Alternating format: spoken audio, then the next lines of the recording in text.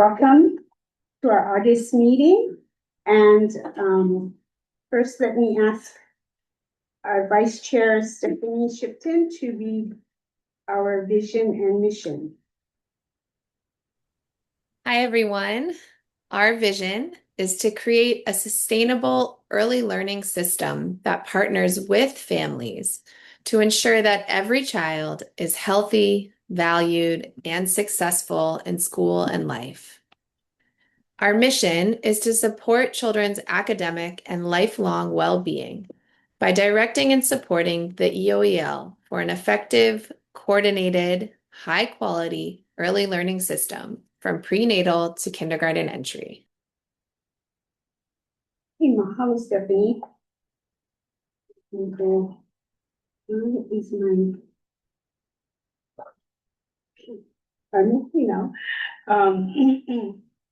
we'll have review of our July minutes, and again, mahalo to Tara for taking the notes. So let me ask you, board members, if there are any corrections to the July minutes.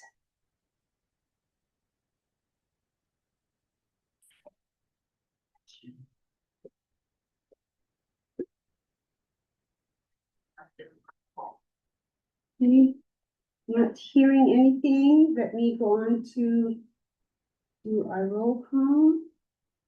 Oops, no, I forgot roll call, yeah. Oh, hello, announcements. Somehow I missed this. Okay, this is really important, and we'll go back to the minutes after that. So, last week, Thursday, the Federal Department of Health and Human Services released a plan to eliminate most of the critical program performance standards within the Head Start, Early Head Start program. This is through a notice of public rulemaking, open to public comment until October 6th. Look for the notices online for opportunities to share your comments. And I believe that Ben Naki, our Head Start Association president, has some comments on this issue.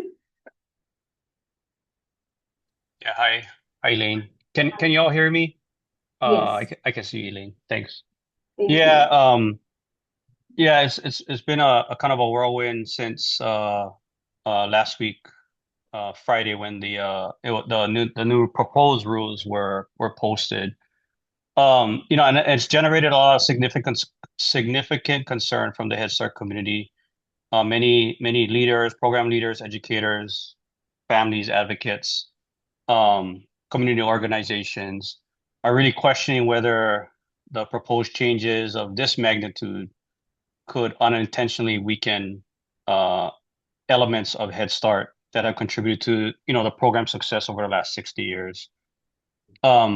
I do want to let you guys know that nothing's changing yet. I think that's the biggest thing I want to make sure everyone knows. It's a notice of proposed rulemaking, so there is a 60-day public comment period, and which will be followed by the administration looking over all the comments and then issuing a final rule. And a final rule will probably be followed by kind of like an implementation plan. So I think overall we've had a couple of meetings as an association here in Hawaii, and I've attended a few different national meetings, and we just want to make sure the public knows that these are just proposed changes at this time, and that we're operational. We're still enrolling children, serving families, which is important. But I did want to just mention that, among the concerns being discussed at the national level, there's a lot of potential impacts around a lot of different things. Basically, Head Start is made up of about 1,600 performance standards, and they're planning to eliminate about 1,400 of those standards, and essentially bringing the standards down to 200 remaining standards. This will have impact on workforce standards, family engagement requirements, obviously early learning and child development expectations for programs, mental health services, services for children with disabilities as well, and just accountability measures that would help ensure consistent quality in the programs and the service we provide for children and families. So a lot of stakeholders are concerned that these changes to these areas could affect the comprehensive services and supports that have long been the foundation and hallmark of Head Start.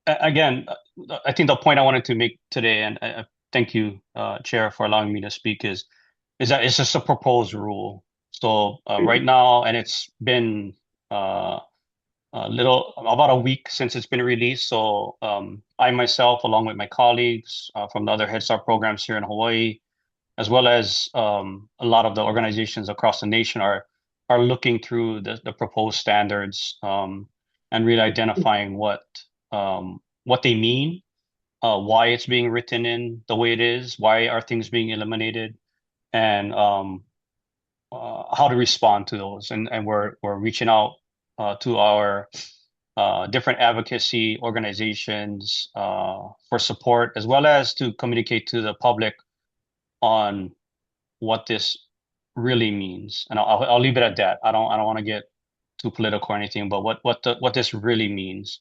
As you guys know, last year the administration tried to zero out Head Start's budget, and that was met with a lot of legal action and recourse, which Head Start was able to avoid and not be zeroed out of the federal budget.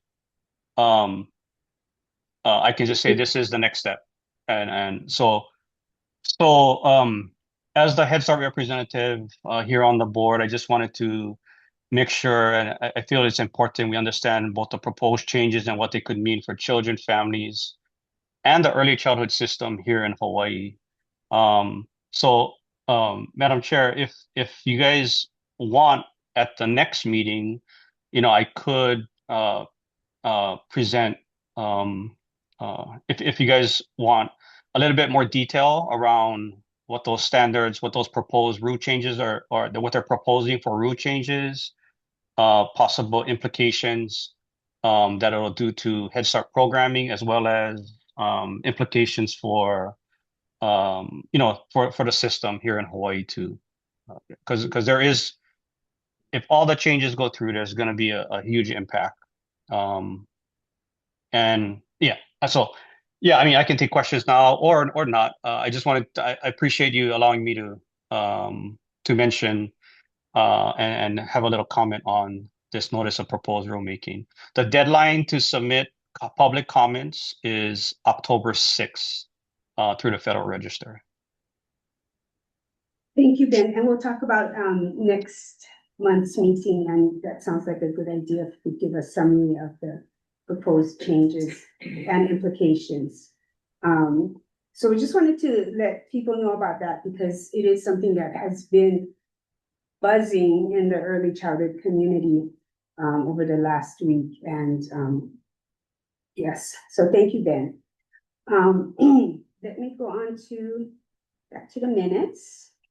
And I didn't hear any corrections.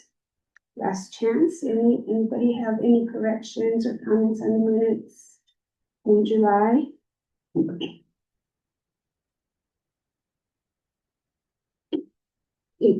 Before we do the vote, I need to take roll. So let me do the roll call, and then we will vote. So Alana Souza, this is for roll call. Are you here? Aye. Kauai Burgess. Ew. Malo Cheryl Kudima. Yes. Dr. Soma Gandhi. Aye. Dr. Lindsay Heathcock. Here. Joni Onishi. Here. Stephanie Shipton. Here. And I'm here. And for our ex officio members, Dana Luca. Here. Okay. Lisa Hagi. Hi, I'm Linnell Hibbs. I'm taking the place of Disa Hoggy from the Department of Education this school year. Oh, okay, thank you. we'll be in touch about the paperwork and stuff. Thank you, appreciate you. that. Okay, Deanna Dolier. for Present. H- Okay. Napua is not able to come today. Stephen Schatz for UH. Sure, this is Kim Gibb. I'm here on his behalf. Oh, okay, great. Thank you, Kim. Thank you. Okay, and Keiko Nita for Matchim. Present. And Ben is here. And Dr. Ephraim Schwab. Here. Okay, mahalo. Okay, now we will go to the vote on the minutes. Alana Souza. Did we set a motion? Oh, thank you. We'll accept, entertain a motion to approve the minutes. Oh. Was that you, Alana? That was my daughter. And she was moving to approve the minutes? I'll Yeah. second. Yeah, motion to move to approve the minutes. Thank you. And this is Kau'i. I will second the motion. Okay. Okay, it's been moved and seconded to approve the minutes. Mahalo, Stephanie, so. No, Cody. Yeah, Cody, thank you. So now we can vote on approving the minutes. So Alana. Aye. Mahalo. Cody. Aye. Cheryl. Aye. Soma. Aye. Lindsay. Aye. Joni. Aye. Stephanie. Aye. Okay, great. Mahalo. Okay, next. Oh, any comments from the public on the minutes? Okay, not seeing anything. I'll go on. So here's board member updates.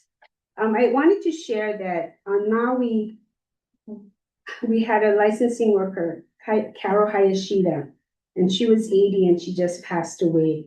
And she was like the licensing worker for the Maui programs back in the 80s.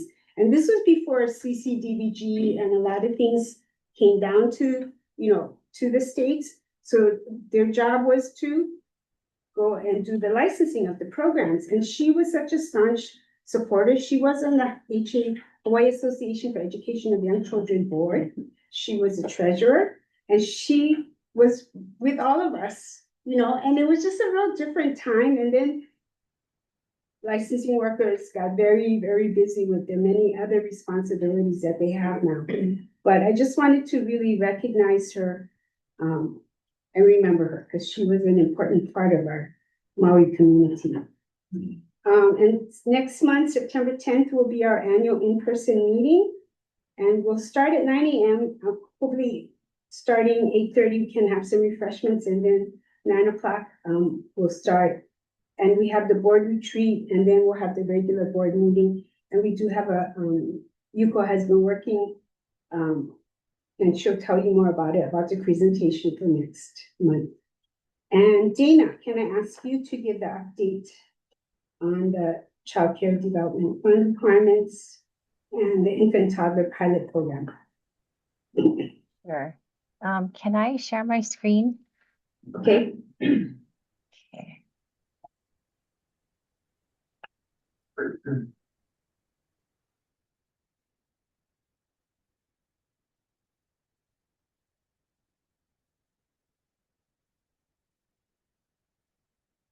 Oh, wait, hold on.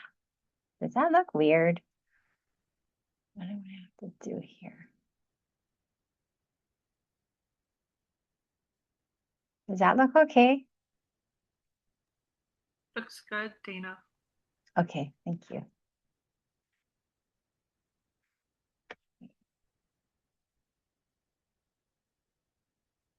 Okay. So today, Stacy Tonouchi and I will be presenting on the work that both of our offices are doing to achieve full compliance with the Child Care and Development Fund requirements. We will also provide an update on our infant and toddler incentive pilot program. Stacy Tonouchi is the DHS Child Care Subsidy Program Administrator who oversees the Child Care and Development Fund Subsidy Program and Preschool Open Doors Program. And I'm the DHS Child Care Regulation Program Administrator who oversees the licensing and quality programs. So just for some context, the Child Care and Development Block Grant authorizes the Child Care and Development Fund, otherwise known as CCDF, which is the primary federal funding source devoted to supporting families with low incomes, afford childcare, and increasing the quality of childcare for all children. The CCDF program is administered by the Office of Child Care within the Administration for Children and Families at the U.S. Department of Health and Human Services and provides resources to states, territories, and tribal governments through their designated CCDF lead agency. So the Department of Human Services is the lead agency for Hawaii. Dana, Yeah, a question. Are you switching slides? not yet. No, Okay. not yet. Okay. Okay, so as required by the Child Care and Development Block Grant, our CCDF plan serves as the state lead agency's application for a 3-year cycle of CCDF funds and is the primary mechanism Office of Child Care uses to determine lead agency compliance with the requirements of the statute and regulations. You can take a look at our plan, our CCDF state plan on the DHS website, which was approved for federal fiscal year 2025 through 2027. The following slides will provide information on the areas of the plan that we're still working on in order to fulfill the CCDF requirements. Okay, so these are the targeted areas that we are working on. So since the submission of the state plan back in 2024, our programs have focused on these areas where we needed more time and concentrated effort to bring us into compliance with the 2024 final CCDF rule. However, the 2026 CCDF final rule represents a significant shift back towards state autonomy. The federal government rescinded prescriptive requirements that were added in 2024, allowing states to structure their programs in ways that best meet local needs. I'm going to transition over to Stacy now. She's going to talk about the subsidy areas that her program office is working on.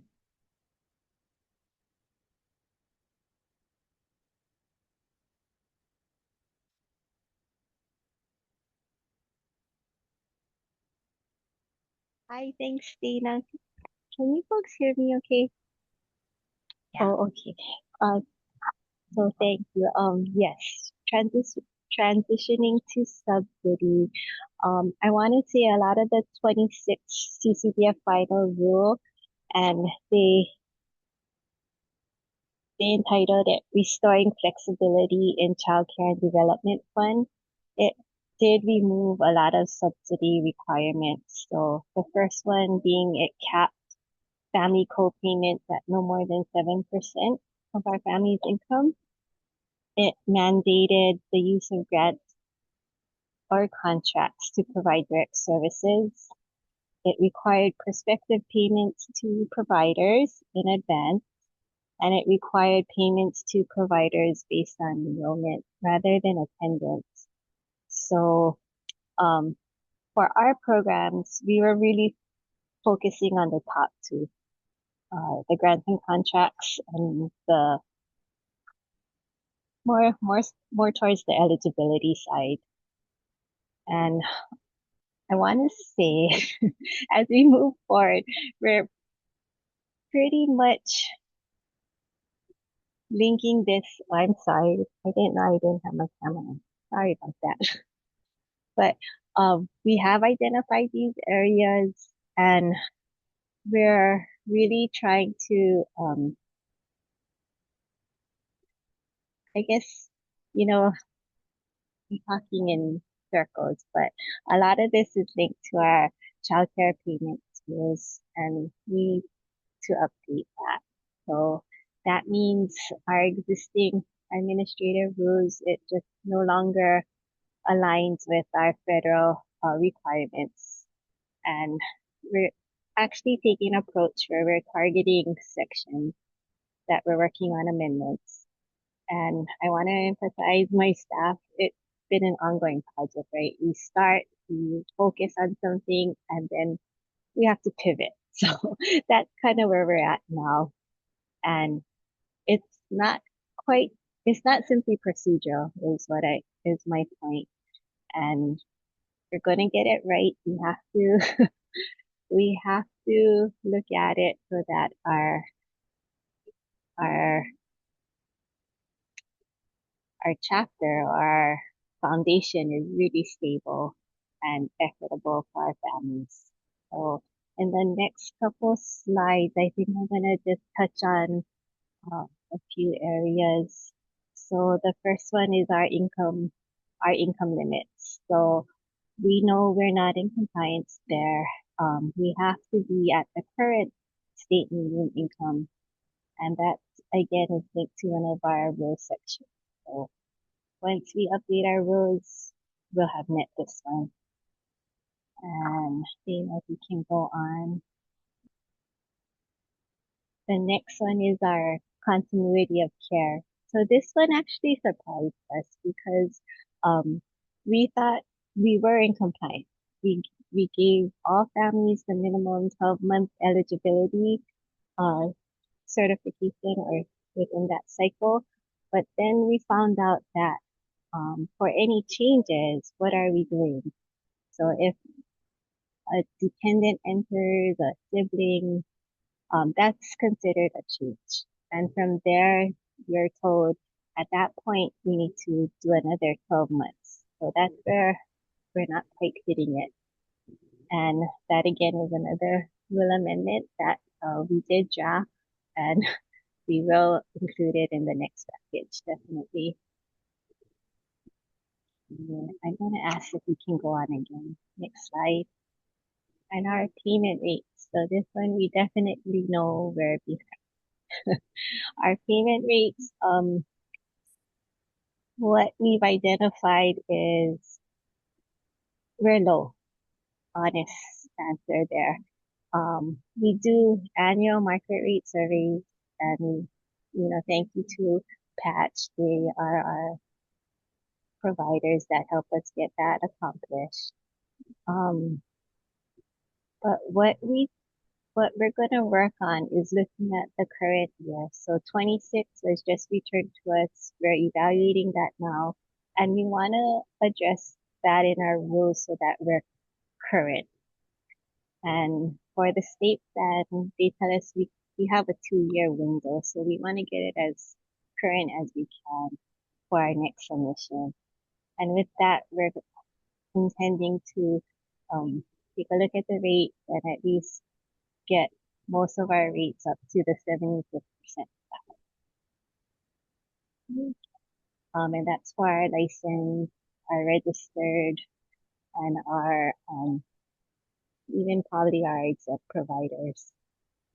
And if I can share a story, I know Dana has been on me on that, and she mentioned even when she was in her licensing unit that the rates where we are now is not much higher than where it was back then. I know, and we have to get this out, so that is a priority for us. Yeah, I think I'll end there. Yeah, next slide. Thank you. Okay, thanks, Stacy. So those are the subsidy areas that Stacy's program is working on. I am going to share now with the licensing areas that we are working on. So one of the topics is health and safety. So the first one there is ongoing training. This is the requirement for staff to complete annual emergency preparedness training. And basically, we have to include this requirement in the administrative rule chapters across all licensed and registered and legally exempt providers. And then the second area is standards, training, and monitoring for child development, pediatric first aid, and pediatric CPR, and prevention and response to emergencies from food and allergic reactions. So we contract with Learning to Grow to help us develop standards like these. So we are working with Learning to Grow to develop these additional standards in the initial training, which means that the basic health and safety practices childcare providers guide and assessment needs to be updated, which Learning to Grow is working on right now. We are close to completing the updates, and I think we should have it completed by the end of this year. And then these requirements would have to be monitored in order for us to meet to fully say that we are implementing this requirement.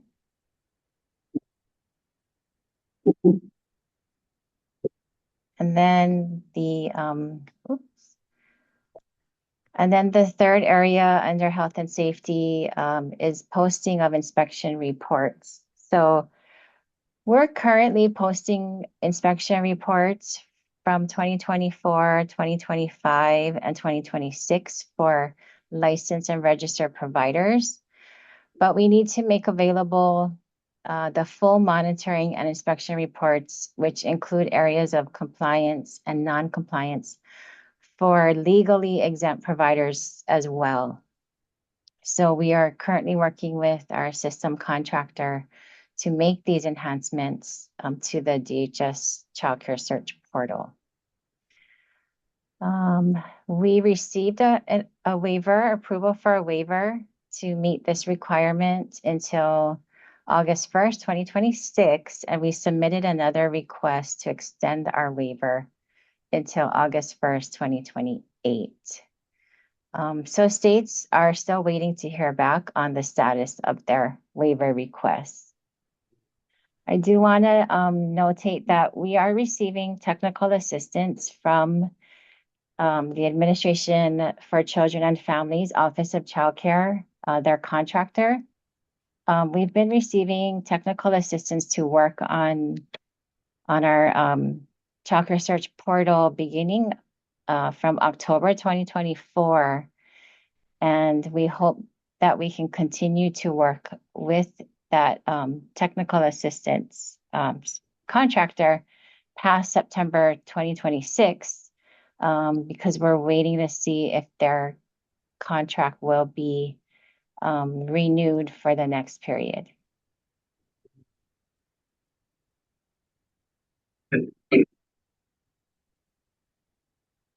Okay. Another area that we are working on is the website and resources for parents. So the Child Care Search Portal, we have to work with our system contractor to make it more accessible for families who speak other languages in English, make it more accessible for persons with disabilities. And we need to post aggregate data on the number of serious injuries, deaths, and substantiated child abuse instances. And then also a consumer statement for families receiving CCDF services. So again, we are receiving technical assistance to help us think about how we can meet these requirements. And yeah, we'll keep you updated on the status of improving our childcare search portal.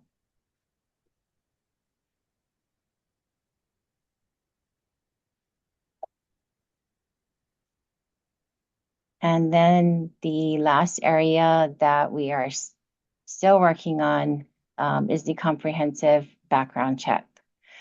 So the check that we're currently not doing is the interstate check. So the interstate check, it's for, when somebody comes in and they do their fingerprinting, they indicate where they lived in the past 5 years outside of Hawaii. And we're required to do those checks in the other states for whatever states that they've lived in the past 5 years. It's the criminal, it's the child abuse and neglect and sex offender registry check in those states that they've lived in. So in order for us to start doing these interstate checks, we have to do a rule amendment to our background check rule chapter. We have to make system changes to capture the results of the checks. And we have to come up with internal and external processes for posting the information on how an individual goes about submitting that interstate check. So you can see there that it says 5-year renewal. So we're not meeting this because of that interstate check. The interstate check is required to be done every 5 years. So that's the component that we're not meeting. And then the last component is we are required to complete the background check process within 45 days from when the individual submits the request to us. And we also need to post information on how we're going to respond to other states' requests for our background checks, for individuals that lived in our state. And then we have to work on posting the information for providers so that they know what the requirement, what the expectation is. We are receiving technical assistance from the Office of Child Care's contractor, and we hope to continue the work past September 2026 with them. And we're waiting to see if their contract is going to be renewed. If their contract is not going to be renewed, technical assistance is a requirement by the Office of Child Care. So it probably would, just look different from the TA that we're receiving. Okay, and then we have just a couple more slides. I'm gonna turn it back to Stacy.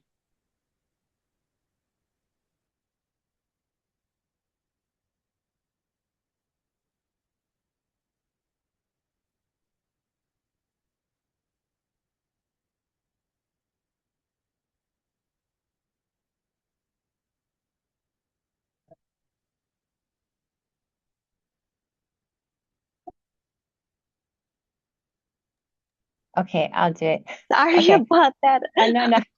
Okay, go. I'm here.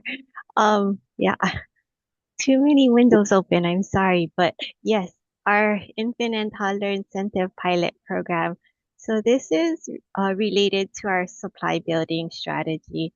Even though it was removed from the 26 final rule, our department is still, passionate about this. We're going to proceed.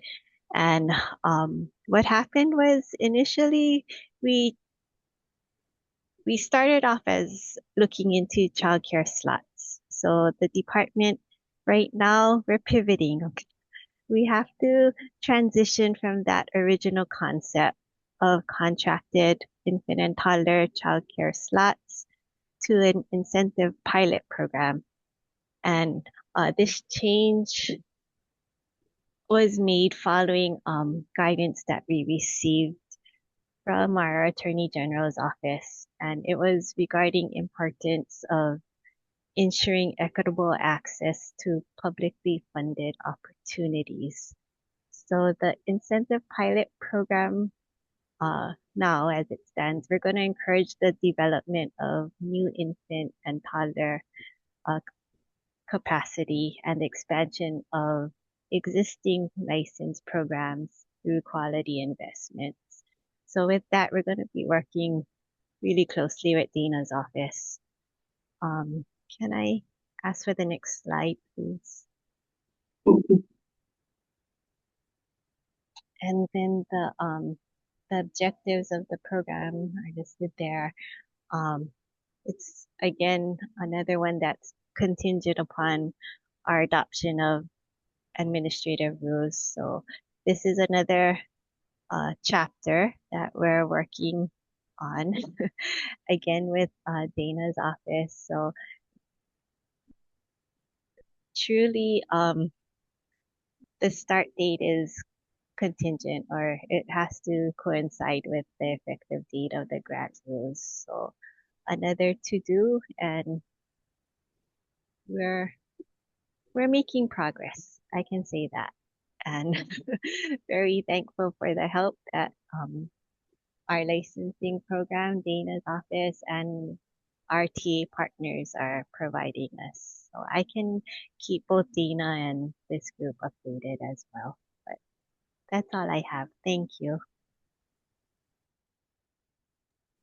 And then this is our contact information. So if that's our email, it goes to our general mailbox. And both of our programs do monitor the mailbox. Okay, that's all we have. Okay, thank you. That was a lot. There's a lot happening. So mahalo for sharing that. I need to see if anybody from the public has any comments, or what. Let me ask the board first if you have any comments. Anybody from the board have any comments or questions?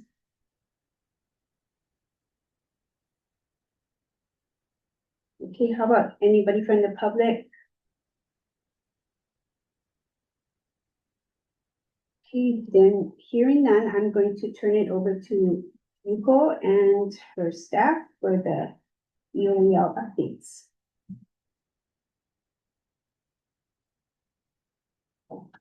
Hi, everyone. Good afternoon. Here are the updates from our team for the month of August. Let's see. Okay, for Action.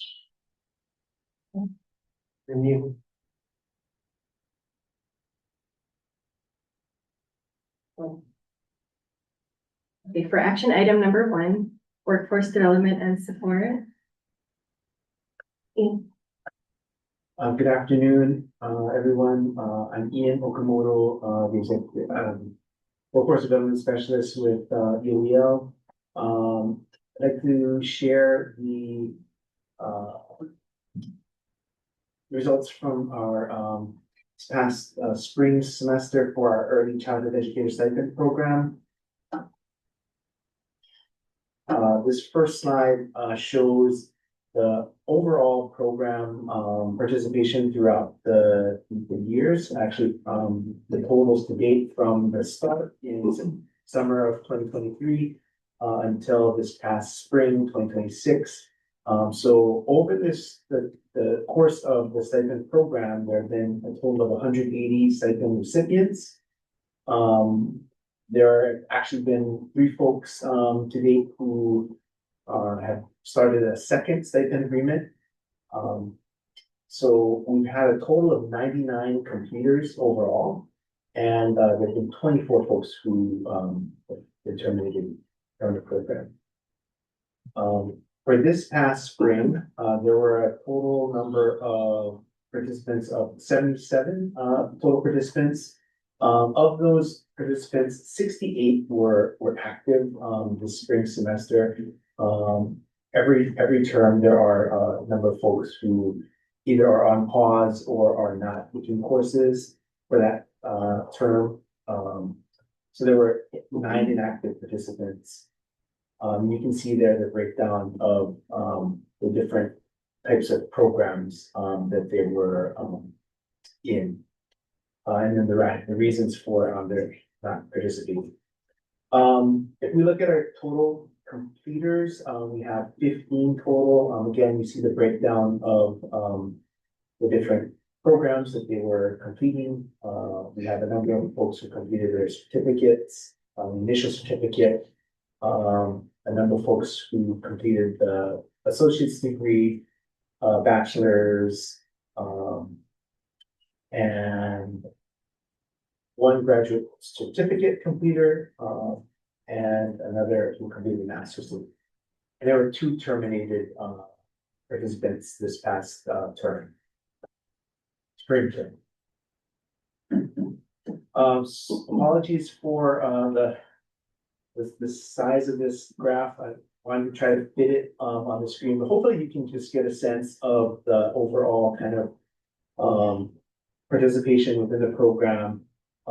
You see that the total number of participants are with the blue bar. The orange bar shows the active participants, and the yellow bar shows the inactive participants. And this is per term from summer of 2023 all the way until this past spring. You can see that the program has grown. It's gotten to a fairly consistent point. This past semester, we kind of had a smaller amount of folks in the program. I think over the past few terms, there were folks whose the cohorted models of the program kind of had them moving out. And so actually, we're anticipating a number of folks to be joining this type of program in the fall based on our kind of initial applications. Thank you, Ian. I wanted to highlight the Star Advertiser had a career expo at the Blaisdell, and Tara and I went and we joined teams. We joined up with the Hawaii Department of Education team, and you can see all of us on the bottom left, and it was really neat. From the time it opened, which was about 6 hours long, and every single person was busy talking to somebody for like the whole time. We did not sit at all. And it was so busy, and just people asking about all kinds of positions, whether they were like custodial, cafeteria, research, communications, of course, teachers, educational assistants of all levels. It was really exciting, but we wanted to highlight this one letter here. It was interesting because a lot of people came up, and while they were curious about a career, for example, this person who was curious about a career in like education, and for some reason they think like they disqualify themselves. So that's what I found with some of the people who were a little younger. So this person had a bachelor's degree, and they could actually, we're talking about permits and or educational assistant positions or what have you, and they're like, oh, but I don't really think I'm qualified. And I just said, put your application and let them tell you that you're not qualified, but you shouldn't disqualify yourself. And so it's really great, and there are a lot of people like that who kind of count themselves out, which is I found very interesting. So we said, send me your resume and we can talk and see where we can send you next. But that was a really great opportunity. We love talking to people and trying to get them interested and excited about early learning, whether it's here. We met people from community-based programs, and we're sending out our stipend programs. So we don't really care where you land, but we were talking about what we have, but also more broadly about the early childhood system in general. So next I'm going to share about facilities. And so right now, these are the new sites for EOL Public Pre-K. And so I wanted to cover a couple of things, well, actually 3 things. So number 1, EOL has enough positions to open 25 classrooms this school year. There were 5 remaining sites that are not yet assessed by the school facilities authority. So what happens is that we probably offered about 35 or more different sites, but as the school facilities authority either deems them feasible or not feasible, then we kind of just pull up the next ones. But at a point in the year, SFA stopped assessing and started to work towards the renovations that were happening this summer. And so they're going to be picking up assessing the remaining sites for us later at the end of this school year. And so, I mean, later at the end of this year, so maybe October or November. And so we're pretty confident there's going to be at least 5 of them from the set that's remaining, so that we can open up our full 25 classrooms for this year. We did learn that Kealakekee High School is not yet ready. There's some things that they're still working on. And so the principal has been in communication with the people who have applied at that site. And as soon as they're open, we intend to go and do a visit out to Kealakekee High School. It's our very first site on a high school, and really trying to build that early childhood educator workforce, which is really needed out on the Kona side. One other thing I wanted to highlight is that Puahala Elementary School. So Puahala was supposed to open up 1 English EOEL pre-K and 1 Hawaiian language pre-K this year. They have the teacher and EA for the English class. We were still working on the Hawaiian language class, but at the same time, the school contacted us. And so this is where, you know, you find out where you fit on a school's campus, right? Because we're not a priority like everybody else. The DOE has to serve the students that are designated for its school site. And at Puahala Elementary, there's a somebody who has mobility needs, and so they needed to bring a different grade level down to the bottom floor. And so in doing so, then they had to shuffle around all the other rooms that are on the bottom floor. We did offer our room to a community-based foreign language program, but the challenge is I think they wanted their 2 rooms close to each other, and also our room had not gotten licensed yet, so that was going to put a hamper on their program, so they could not use the space. So this year only, until we can work with the school to sort things out, we decided to hold off on opening our Hawaiian language pre-K program at Puahala because they're utilizing the site for something else right now. And but this goes in partnership with being on a DOE campus. Is sometimes things like this happen. And Ephraim's gonna add to what Ben shared earlier. All right, aloha everyone. Ephraim Schwab, Head Start Collaboration Office. I just want to thank Ben Naki from the Head Start Association for kind of getting the word out to the community on the NPRM that is impacting Head Start. It's a proposed rule, so there's a ton of time, not a ton of time, 60 days for public comment. But I just wanted to go over a few of these contextual elements to kind of position ourselves as we look at the NPRM.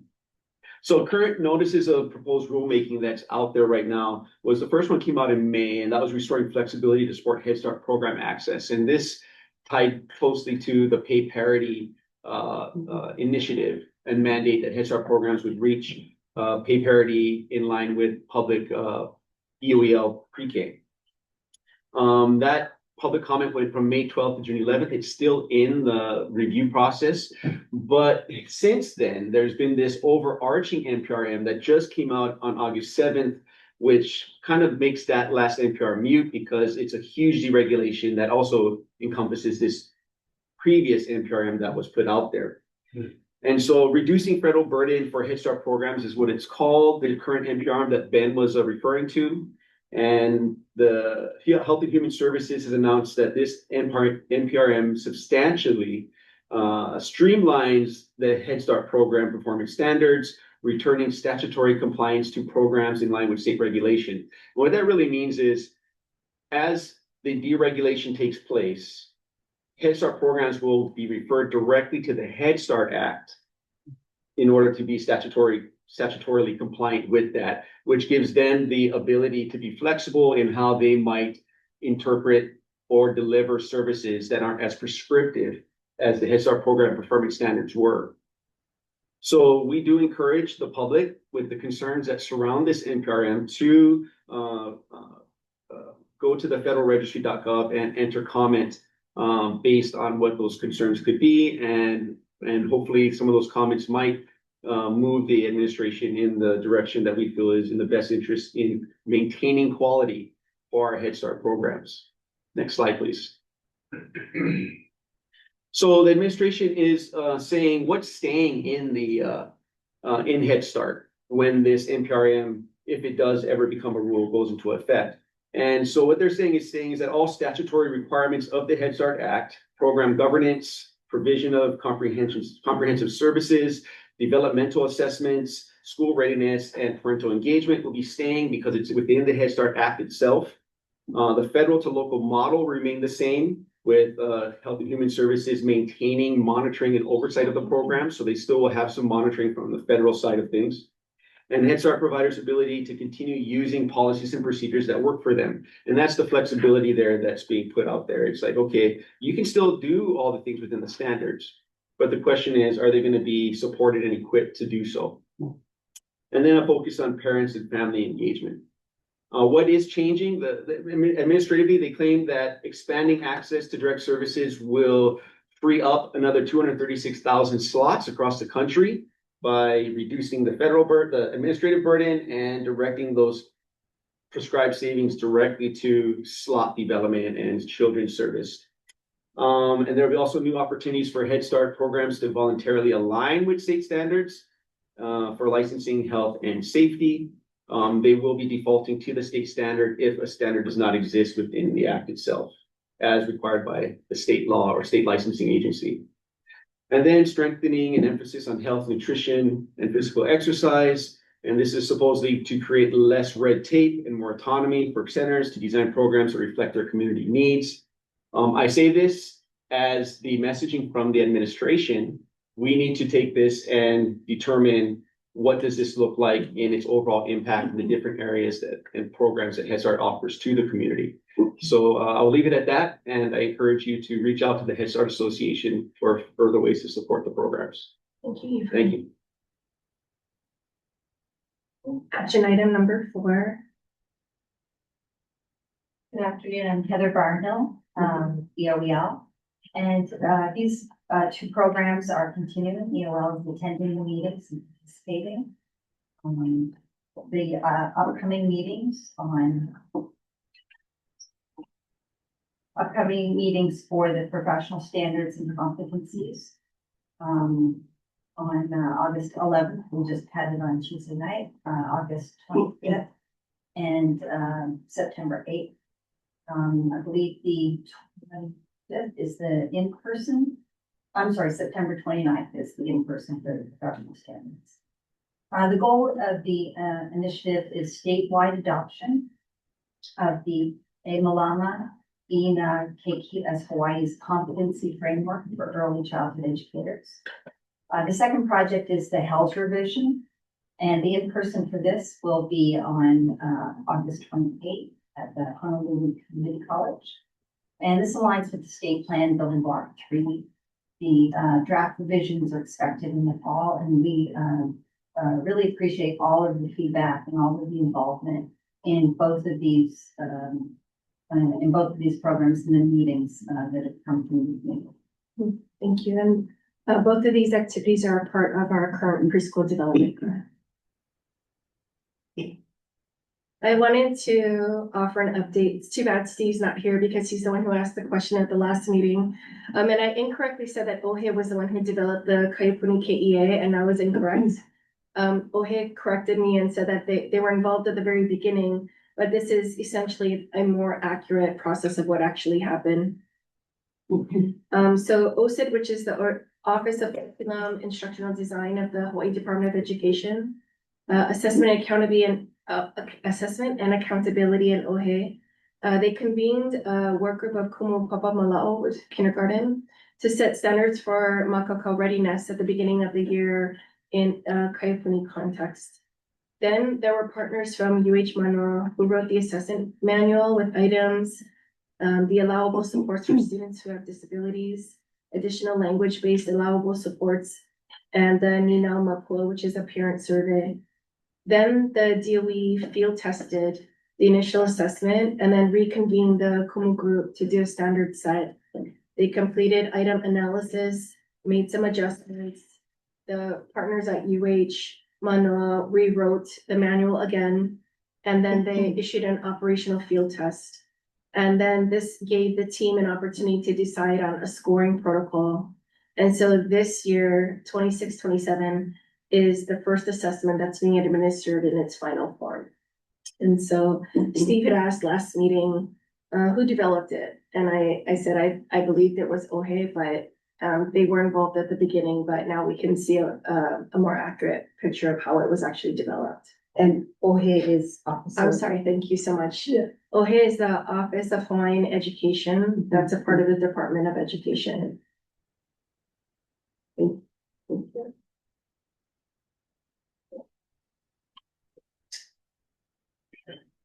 Does the board have any comments about what was presented so far? Hi, this is Kau'i.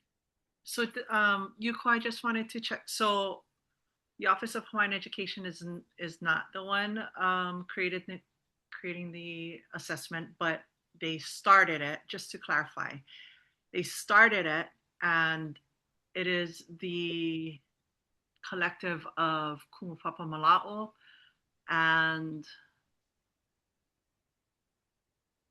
So they were a part of it, but they were not leading it or developing it. So it was created through work groups of Kumu and facilitated by the DOE and also in partnership with Manoa.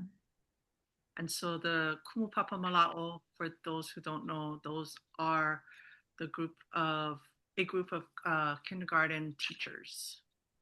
Yes, in the Kaiapuni. Yes. Yes. Okay, mahalo.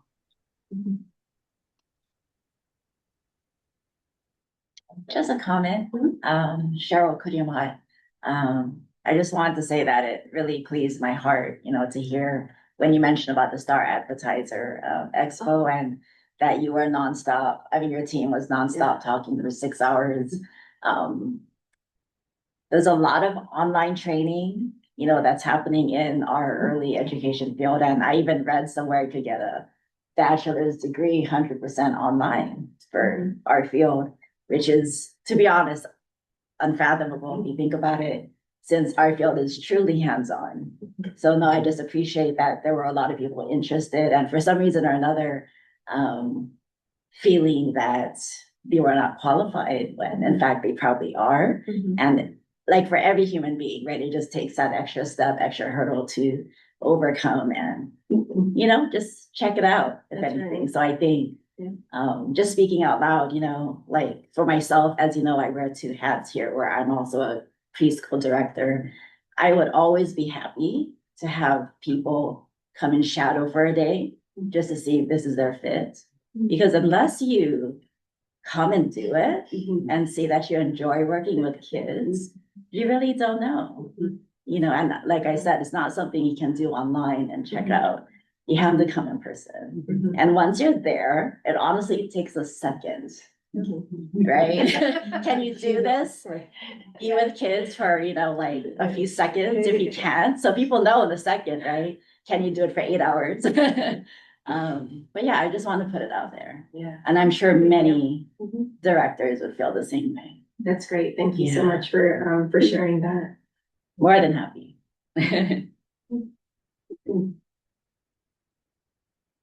Okay, we're going to move on to early learning. Rachel? Hi, everyone. Rachel Armstrong, administrator of the public pre-kindergarten program here at EOEL. This slide actually has shifted just a smidge on numbers. So these are all our new schools for school year 26-27. The number at the bottom now with Pu'ohala, the Hawaiian language classroom changing would be 100 schools and 136 classrooms. Next slide, please. I just want to acknowledge all the support and help and partnership between the DOE and ourselves that occurs to make the opening of the school year happen, as well as the partnership and running of the program on all the campuses. So here you see a picture of some of the custodians from Solomon Elementary and Lehoku Elementary. And so we had help because some furniture, there had been a little bit of disruption in the ordering of the furniture and when it would arrive. And Solomon Elementary had some extra furniture and was willing to donate it. So I put it in my truck and I moved it to Y&I, and the custodians in Y&I helped me take it off the truck, and we got it set up for the teachers so that the classroom could open on time. And so I just want to acknowledge all the many partners and hands and support that go into this work. Next slide, please. As well as the team that we're building. So we have had growth in our team and growth in our program. And so here you see us coming together for a team building day at Papahana Kua'ola. And so we worked here and did like a team building day for our whole public pre-kindergarten classroom. And you might see some edited faces in for those that were missing or sick that day. So they're not just floating in space, but we wanted to include them in our picture. So if that looks a little funny in the middle, that's why. As well as, again, with an expanding program and with any school or any system or any program, as you folks well know, there's continuous improvement. And so here we are kicking off the school year, the opening of the school year with our early learning state office teachers. And so we were working as a team to just look at all our refinements that we're moving into to support our DOE schools this school year. And we also had, prior to the school year starting, any teacher that was new to our program was invited to an orientation day, as well as a teaching strategies gold training session. And here you see one of our early learning state office teachers working with one of the EOEL public pre-kindergarten teachers. And they're looking at building the transition schedule for the first 2 weeks of school that the children come in this year. And here's our public pre-K application numbers. So we have it in different tables, one by island and applications submitted and received. And then on the other table is the students that are enrolled, those pending registration, and those pending parent acceptance. Thank you, Rachel. Yes. Thank you, guys. Moving on to family supports.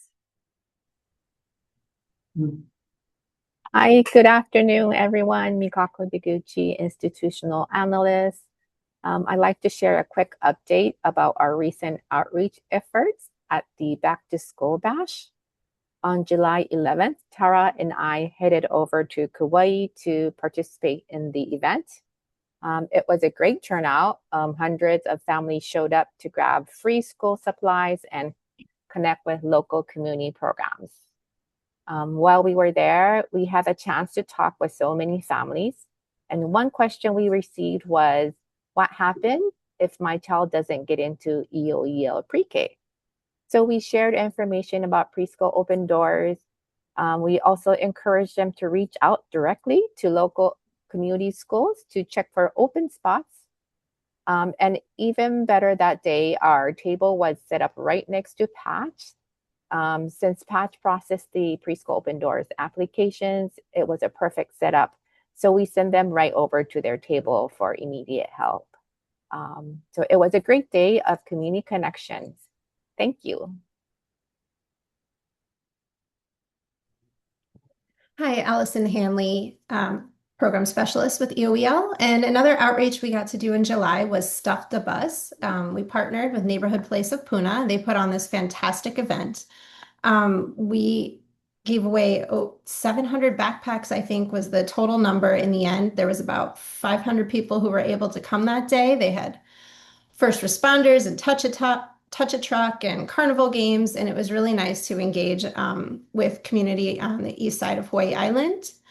And it was so fun to share about First Five and make other families aware of how easy it is to access these resources. And families were very excited to learn about that. I'll take the next slide too. The next day, I also attended the Pahoa Preschool Jamboree hosted by the Pahoa Public Library, and this is in partnership with the Pahoa Promise Partnership. Yes, that's the organization that helped put this event on. A little bit of a smaller event, but the conversations were just as rich. Talking with a parent who was previously an educator, currently at home with her children.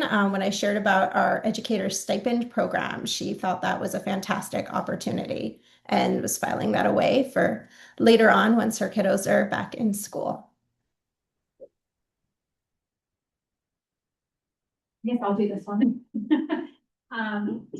So I was really fortunate to go with Gwen from HCAN over to the KHON2 studios and appear on Living 808, where we got to promote the First Five Hawaii website. And it was great. The segment was probably 3 minutes long, 4 minutes long. But there's a link, I'm not sure that you click on it from here, but we do have it on our website as well too. So definitely check it out. And it was good promotion for First Five.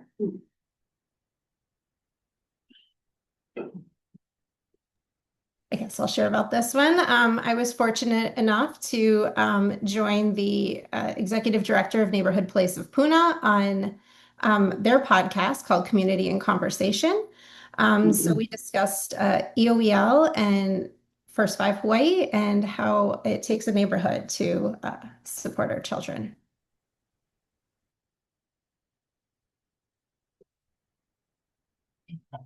Now moving on to health, mental health, and nutrition. Good afternoon again. Mikako Deguchi, institutional analyst. For this slide, I would like to highlight an existing program that complements the goals of Building Block 1, which focuses on keiki and ohana health. It's called the Hawaii Child Wellness Incentive Program. I discovered this resource while participating in one of our outreach events, and I wanted to bring it back to share with the team and the board. This program encourages parents who are MidQuest members to take their children in for their yearly checkups. For every child under the age of 18 who completes their annual well child exam, the family can earn a wellness incentive. It's a great way to promote healthy habits and support our families. Next slide, please. Let me go back. So this is about special needs and early intervention, and not typically with students with special needs in terms of special education services, but looking at other kinds of needs that families may be having or experiencing. And so that's where the next update is going to be leaning towards. Thank you. So next, I would like to share about the Nakama Lake Court. Last month, Yuko and I had the chance to virtually sit down with the program manager of the Nakama Lake Court to learn about their program. So the Nakama Lake Court is a specialized therapeutic court program within the First Circuit Family Court located at the Kapolei Judiciary Complex. It is uniquely designed to support infants and toddlers under the age of 5 who have entered the child welfare system. So they use monthly court hearings and case conferences to closely monitor cases, and they work hard to connect these vulnerable families to essential services like health, nutrition, early intervention, and early learning and care. During our conversation, we found numerous common factors linking our missions. And so as a result, they graciously invited us to join their next program team meeting. And moving forward, Tara and I will be presenting to their team to share about EOEL and how we can collaborate to connect these keiki to essential services. Thank you. Thank you, Mikako. And we also learned about a similar 0 to 3 type port on a neighbor island. And so Mikako is working to try to see if we can get connected to them as well. Now for our systems updates, Rachel, would you like to introduce her? Sure. So we have a new early learning state office teacher located on Maui now. So now we have 2 neighbor island early learning state office teachers. She's a wonderful addition coming from the private sector, Dr. Jennifer Dempsey, and we're so happy to have her. She brings a wealth of knowledge and experience with her, and so far has been super wonderful and excellent already. So we're jazzed to have her. And there's a little bit more information about her here on this slide. Thank you, Eva. We also have a new office assistant, Eunice Correa, and she is here serving, again, coming from the private sector and finance piece. And she is coming to us with, again, a wealth of knowledge and is in our office assistant position here at the public pre-K office as well.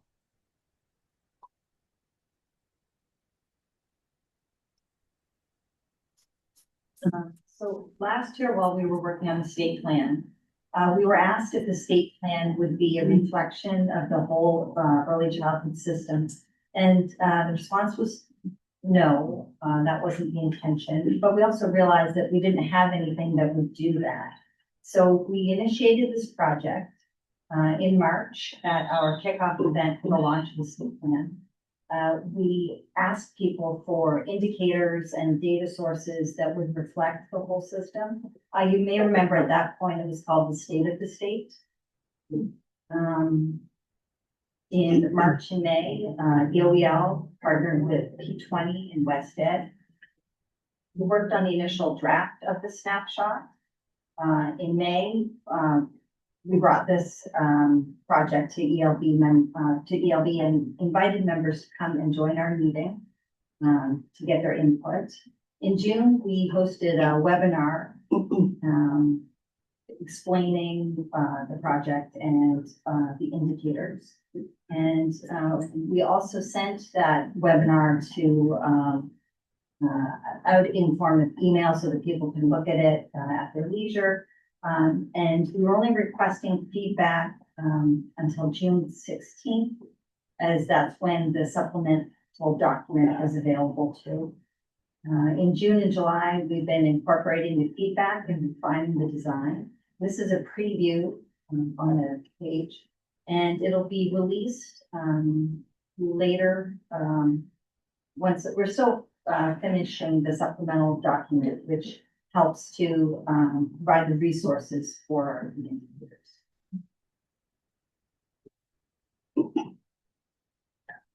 Yuko, so sorry. I just wanted to jump back one slide. I mispronounced Eunice's last name, Carrera. It's the first time I've actually even asked her last name. So sorry. So we have Eunice Carrera joining us as an office assistant, and she's actually here on the board meeting as well. So thank you, Eunice. Thanks, Yuko.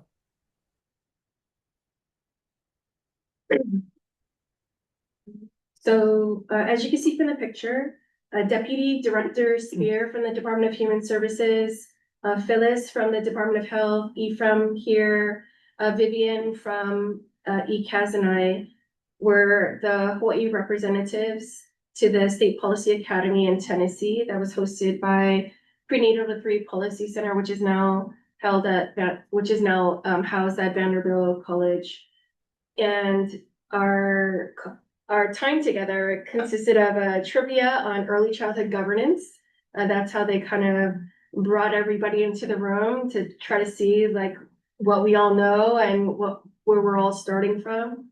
They spoke to us about the national landscape, variation and trends in different state governance choices, and why states have chosen certain types of governance choices, or why states are set up the way that they currently are.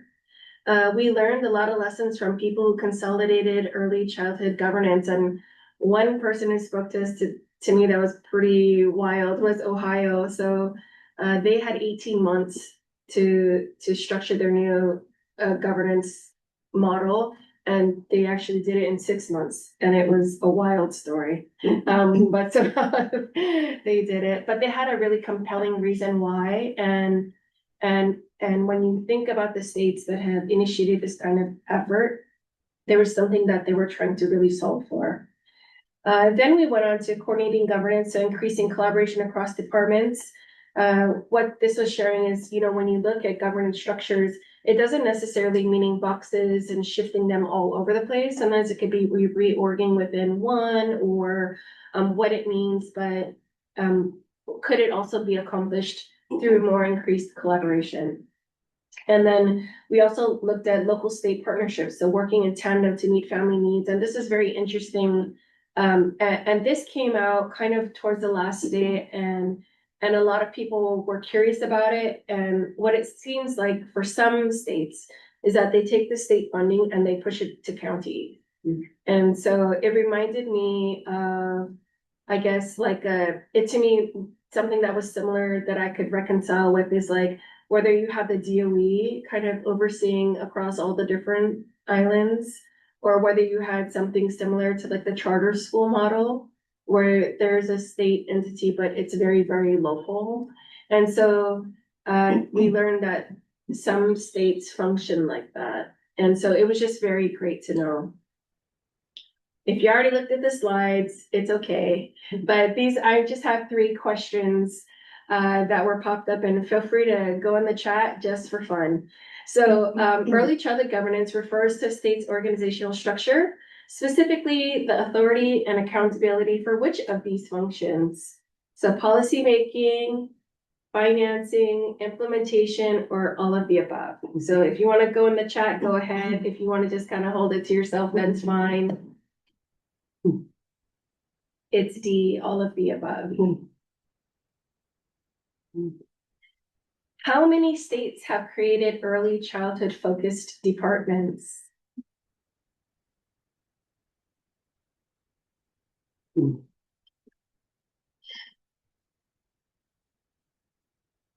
Answer is 14.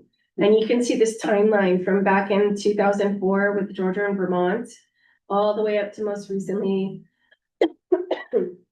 with 2 that are fully up and running this year. Consolidation always happens at the department level.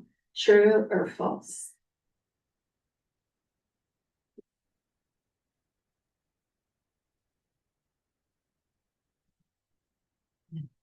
False. Because some states may also consolidate at the division level. And so those words, department and division, we'll get into that a little bit more. So as Chair mentioned previously, the morning session of our September 10th in-person face-to-face meeting is going to be on early childhood governance. I don't know if you have ever seen the work of Dr. Cynthia Osborne, who is the leader of the Prenatal at 3 Academy, but I saw her present once at the Hunt Institute, and you just kind of, she's very bright, and they have clearly studied this really well. They put out excellent briefs to the field, and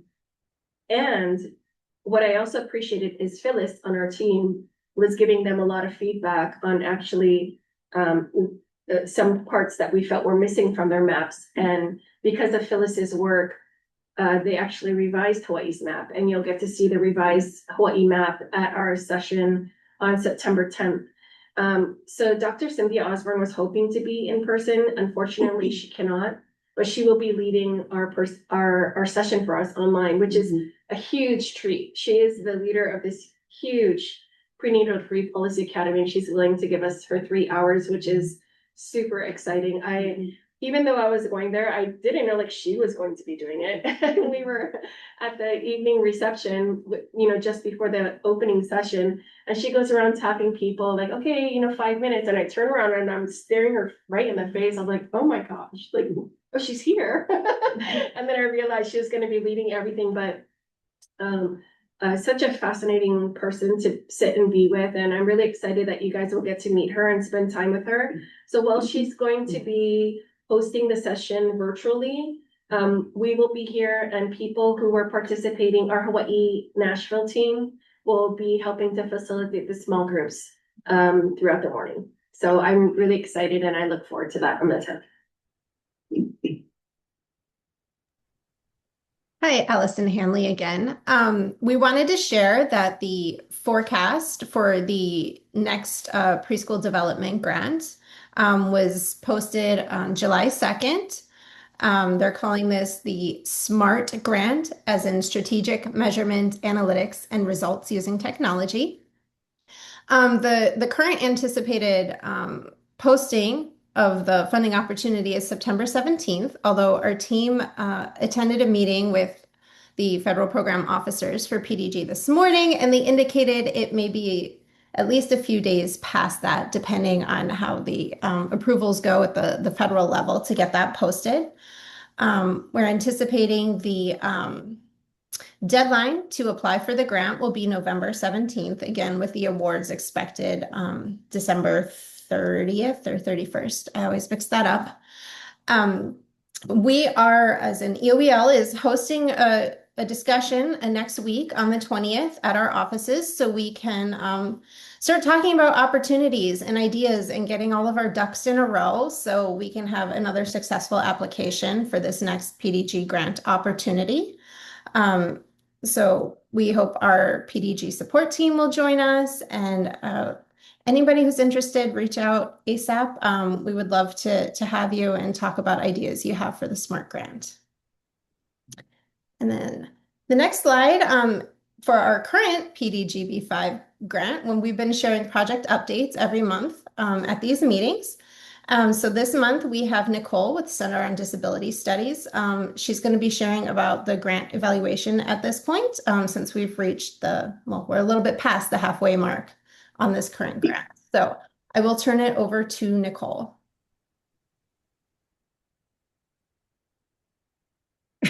Aloha, everyone. It's so weird. I don't see anybody. So I know there are like 43 people and a couple of people are you in the room. I saw the room. Yeah, I'm excited to be here. So please forward one slide. So we are working with the Center on Disability Studies. We have presented from the previous grant evaluation. So we're excited to give you an update what's going on right now. Yeah, so we are tasked to track project implementation in the current PDG system building grant. Next slide, please. So our team has changed a little bit, but you see this is our team, the three wonderful women. We work together and we are really building on the collaboration from 23-25, the PDG grant under steering from P20. And the evaluation team really continues to serve as a partner and as a partner for this continuous quality improvement in our work. I just always want to, whenever I talk about something, I want to ground us in our mission, why we're doing this. So this evaluation is happening to really build this unified mixed delivery system where we already heard so many things that are happening here in the state. So we want to contribute to that. And we are trying to help to have data and bring the data that really reflect lived experiences from families and providers, our communities here in Hawaii. Next slide, please. That's pink. I guess it wasn't supposed to be pink, but it's pink now. So we have two main evaluation questions that really serve the mission of this evaluation. So on the one hand, we want to track the implementation status, and you might not see it with the pink background, but there is a link. So once you have the slides, feel free to click on the link. It connects you to the PDG website that gives information about where we are. And similar to what we did in the last grant cycle, we provide the status of the different grant projects in that way. We have about 7 this time, and just about how they are progressing within the year. Of course, a year is a little different than 3 years. So that's the difference there. And then our second evaluation, sorry, one more time, it wasn't that fast. The second evaluation question is really, what's the achievement, what's the impact of these projects? And of course, we do not take all 7 projects, but we focus the evaluation on a couple of projects where we have these critical elements. So we're looking at how do we bring this fragmented system together? How do we align our vision and mission? How do we expand availability through this project? And how do we align data systems? And then next slide, please. Now we're coming to a couple of the projects. And one project is the continuation of the work on the state plan. So in the last grant, we had a final product of a state plan. And so this was kicked off with the Celebrate and Activate, bringing everyone together. And we evaluated, so what's the outcome? How did people receive this? And people really aligned with the vision. So that was a really awesome outcome, and they were ready to put it into action, and they agree with the building blocks. So there's a lot of support in the community. And so now there's an ongoing effort to spread the word of the state plan, spread it to families, spread it to providers, and EOEL is doing a lot of talk story session. They're traveling around the islands, and we are supporting this with providing some data collection and then doing the data collection. So there was an event just these last week, the Early Learning Hui on Kauai, which provided data from families, how they perceive the state plan, and then we have conferences coming up. So there we can get data. How do people in our community perceive the state plan? Next slide. Another important project is the First 5 Hawaii website and its reach and impact. And this evaluation is really trying to guide future investment to really provide access and services. So families are aware what services are out there. And that evaluation is still that evaluation project is in full process right now. So we're reaching out to families to really get a sense, and that has been started by HCAN, reaching out to families, what do they think about the website? But now the website has been up for half a year. So how has it been utilized? Is it getting more traction in the community? Families visiting the website to get resources, to get orientation, and in that way. And then the other part, of course, are our providers. Do they know about the website? Have they advertised the website or recommended the website to families? How do they utilize it to guide the development of the information that is provided? Because the initial reaction was overwhelming, very, very positive. So how do we keep this up? That's the question. And we hope we can provide guidance in some ways along that path. Next one, please. And a third evaluation task I want to point out is the infant and early childhood mental health consultation planned as a pilot on Maui to really expand the ICMH consultation. This is just about starting. So we just started to design the evaluation, and the goal is to really provide evidence whether this model of infant and early childhood mental health consultation can be expanded into other islands, communities, counties, and how can it be adapted, and how can we advocate to have a sustainability in that. And that project is steered with Department of Health, and so it's multi-agency involvement, and to sustain this, there's a continuous need of multi-agency involvement. And that's it. Next slide. That's our contact. Myself, Nicole Schlag, Mansa Sustazik. She is on vacation right now, which is awesome. Somebody takes off. And that's it. Any questions I'm here or by email. Thank you. Thank you, Nicole. Thank you. And so, I guess I can ask the board first, and then I realized, Chair, we didn't open the other part to the community, just in case, so we can just see if the board has anything first, and then we can open it up more broadly for the whatever area might have spoken about already.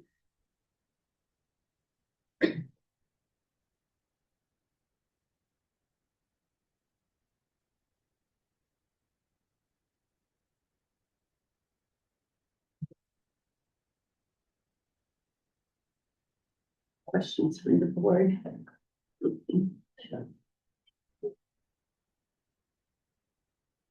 We can open it up for public comment on anything UEL has said, has shared.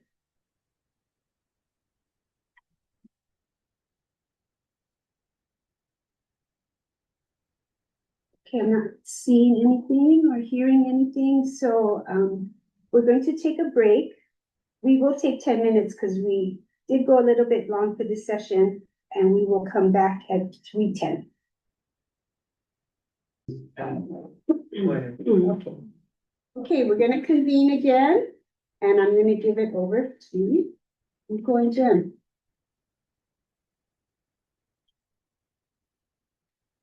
Hi, everyone. Let me pull my slide back up again.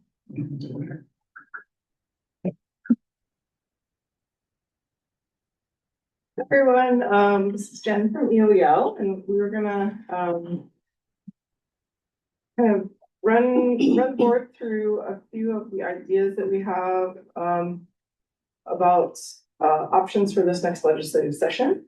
One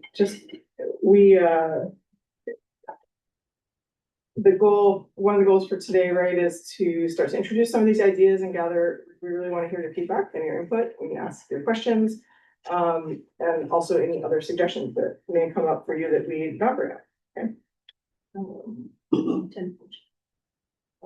So, just to kind of backtrack a little bit as a reminder, there are a bunch of different ways that legislation can be introduced every session. EOEL, as a member of the executive branch that falls under the governor and the board, the early learning board, we have a pathway available to us as a state entity where we can submit requests to the governor for him to consider including in his governor's admin package that he presents to the legislature every year. And so, this is a somewhat formal and lengthy process that happens every year.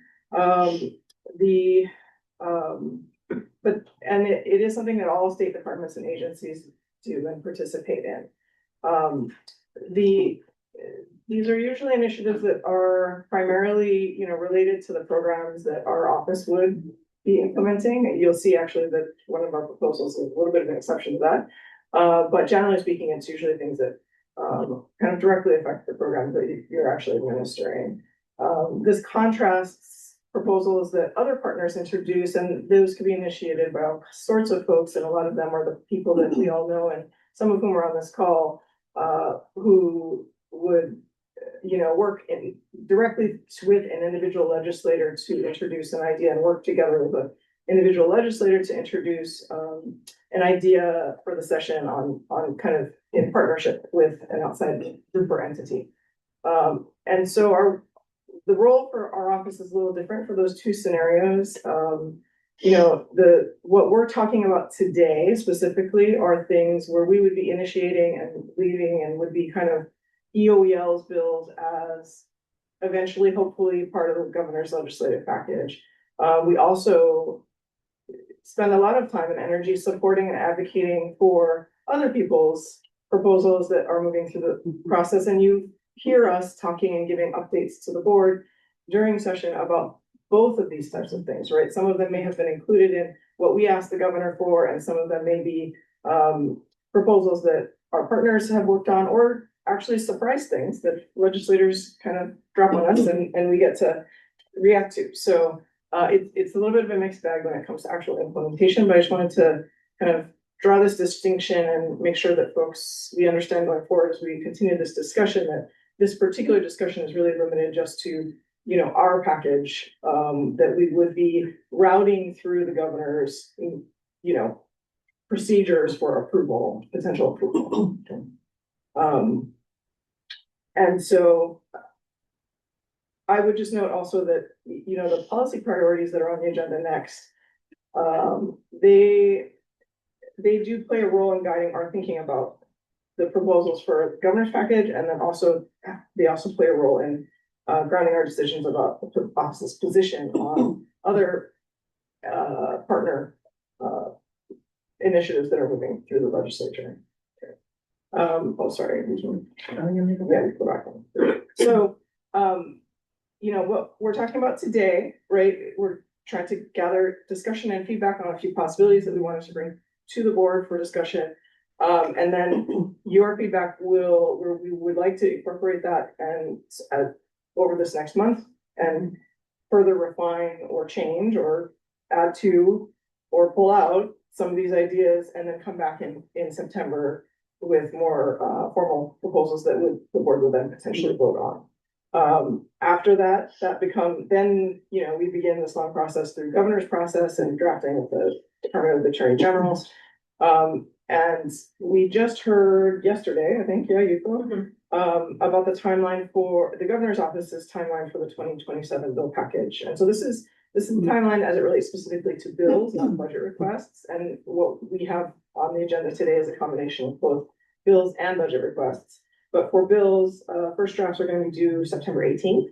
And then they will be reviewing and making decisions throughout October. And then final drafts of bills for introduction in Gov's package would be required by November 20th. So folks have a sense. This is an election year, so the timeline can vary quite a bit depending on the circumstances. And so but it was nice to have a little more structure and understanding of the deadlines moving forward.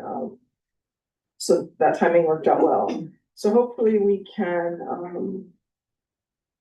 I think our board meeting in September, right, will fall before we have to submit the final first draft. So that'll work out nicely for us. We can kind of execute that next month. So, as we look to develop this initial set of ideas for the governor's package proposals, we looked at a variety of different things. One of them was the early learning board's roadmap that was developed in response to Senate Concurrent Resolution 217 in 2022, and outlining the steps that the board was at the time proposing to meet the goals of universal access to preschool for all 3 and 4-year-olds in Act 46. So this is one of the things, and you'll see references to the roadmap so that we can connect the proposals and the ideas to kind of what part of the roadmap they connect and help support. And then we also, are paying close attention to the goals of the 2025 to 2030 Early Childhood State Plan, which conveniently was mirrored right in the 2026 board policy priorities. So we'll try to tie these ideas back to both of those kind of guiding foundational documents. And we also wanted to take a look, there's been a lot of change and growth and developments in the early childhood system in the state recently. And so before figuring out what to try to push into next, we wanted to make sure we kind of reminded folks about what some of the this isn't everything obviously, but these are some of the big pieces that have already been set in motion through a combination of working with partners, administrative rule changes from Department of Human Services, bills passed, funding coming through. And so, we just wanted to touch on this really briefly.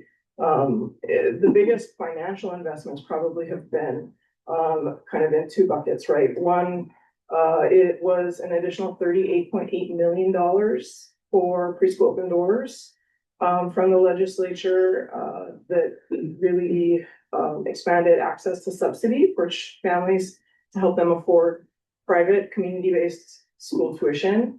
That was further supported more recently through admin rule changes about income eligibility, and then, expanding it into the two-year-old age group as well last year.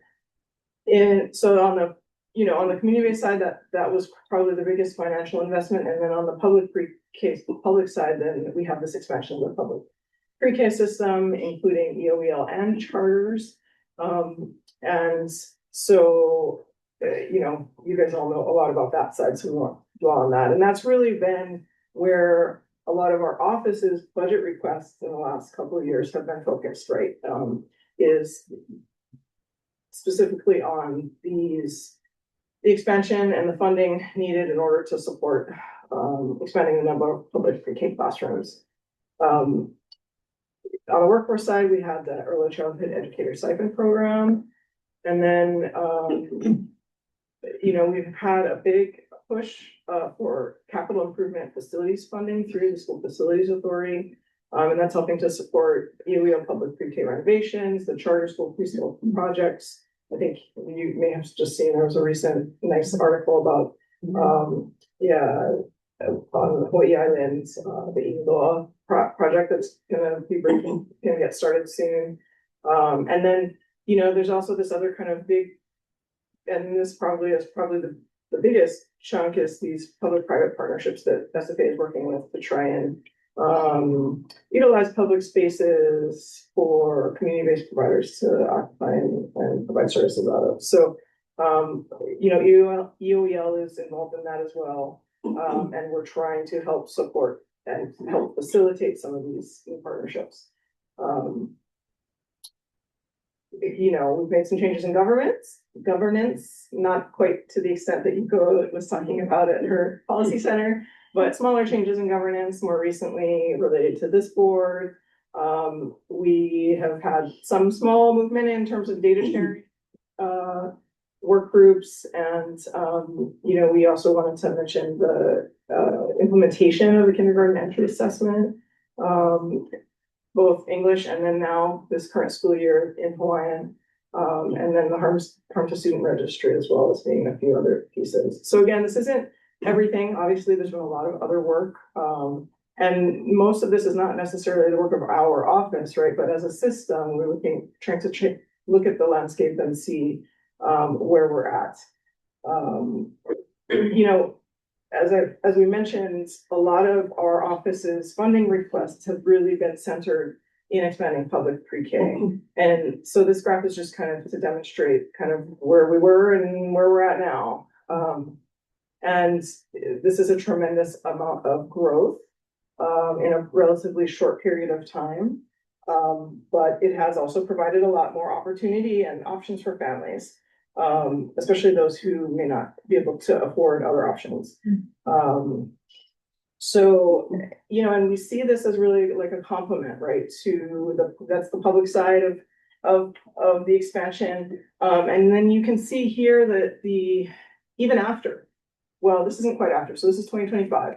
So even with a lot of expansion already in 2025, we still, based on our best estimates, and they are estimates, but we still look to be occupying only about 10% of the total capacity of the system as a whole. And this is specifically for 3 and 4-year-olds. So, I think this is kind of powerful graphic, right? And if we look at how we're going to move forward and meet the needs of the system and the requirements of Act 46, right, that we are tasked in implementing or meeting the benchmarks of universal access, it really shows that we cannot do it without pushing more support and attention into the community-based providers, because they are the ones that are providing the vast majority of the services to children and families in this age group. And, I think it was kind of a nice coincidence, but when Yuko was talking in our office updates about, where we're at with opening the 25 classrooms we have funding for this current school year, this is the first year where we haven't had all 25 identified, right, and approved at the beginning of the school year. And so that is a good example of kind of what we've seen as we've evolved and the expansion has proceeded, is that, you know, we had this great opportunity and a lot of momentum and support for putting money towards public pre-K, along with this kind of gift of a inventory of space that has freed up in elementary schools that has built up over decades as enrollment has declined and demographics have changed. And so we've been able to utilize that built up inventory to open and expand the way we have over the last several years. But what we're experiencing in very real ways is that, you know, the number of available spaces where you can meet all the requirements of interested principal, need in the community, and feasible space available at the elementary school is really shrinking. And we've really used a lot of those opportunities, and which is fantastic.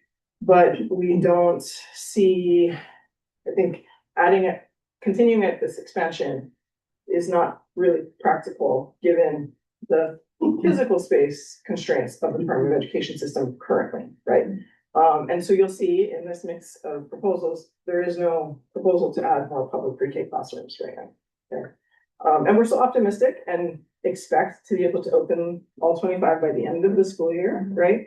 But we don't want to be in a position where now we're struggling, right, a little bit to get the right mix and matches of schools for the current school year. So we do not want to be in a position where we're asking for more when we, you know, are noticing it's getting more and more difficult to find schools where it's the right fit.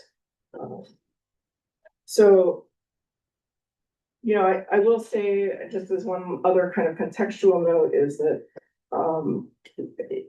last year at this time, when we talked about budget requests and priorities, we were facing a pretty grim fiscal situation, right? A lot of the messaging and a lot of the information we had at that point in time were that money was going to be a little uncertain, tight. The state was trying to figure out how to deal with all these big changes and additional costs that we were going to have to pick up from federal government federal changes. I will say that the temperature right now is a little more optimistic. So that's something for the board. I think that's an important thing to factor into the board's decisions and office's decisions about how to proceed.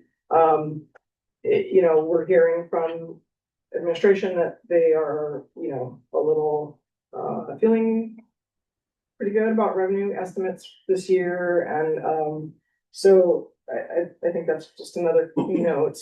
We may, however, also be last year we also had very strict and low bill limits in the number of bills that we could even propose to the governor for the admin package, and those were on a department-wide basis. So for the Department of Education, that would have included both the DOE proper and all their attached agencies had a limit of the number of bills that they could introduce, even for consideration to the admin package.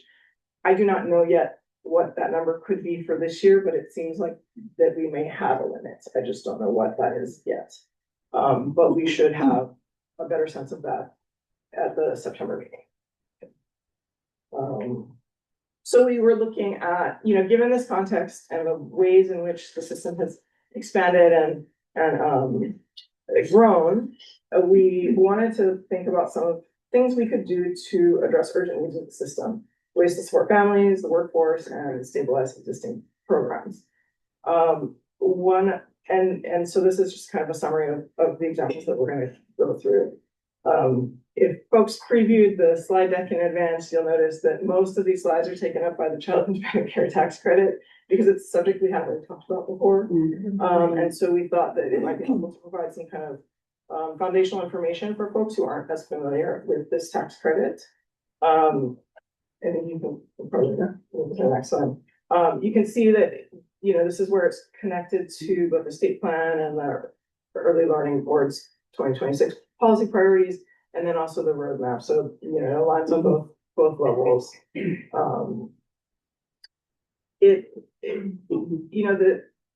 The child independent care tax credit is a way for Hawaii families to get money back with their tax, after they file their taxes to offset the cost of paying for childcare that allows them to work, that facilitates their ability to work. And so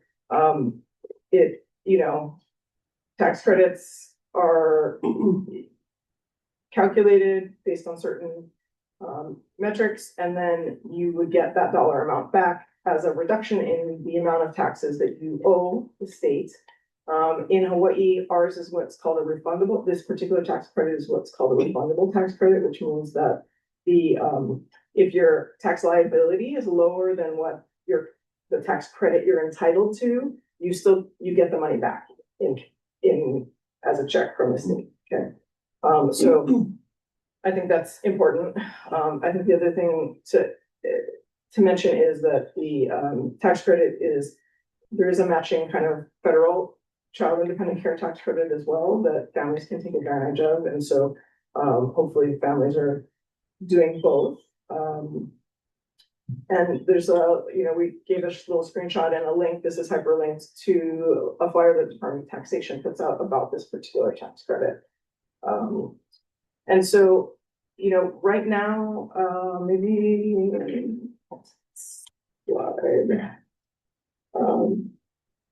right now, the tax credit is calculated based on the amount of eligible childcare expenses that you have, but it's capped. So right now, currently, the maximum amount a family could claim as an eligible childcare expense is $10,000 for one child or $20,000 for two or more children. And then the amount of your credit is based on the amount of eligible expenses times a certain percentage, and that percentage ranges, and it depends on your income level. So lower income families are entitled to a higher percentage of their eligible expenses as their credit, and higher income families have a lower percentage applied to determine how much they would get back in this tax credit. So in 2023, there was a big change to this cap on the amount of allowable expenses for eligible expenses.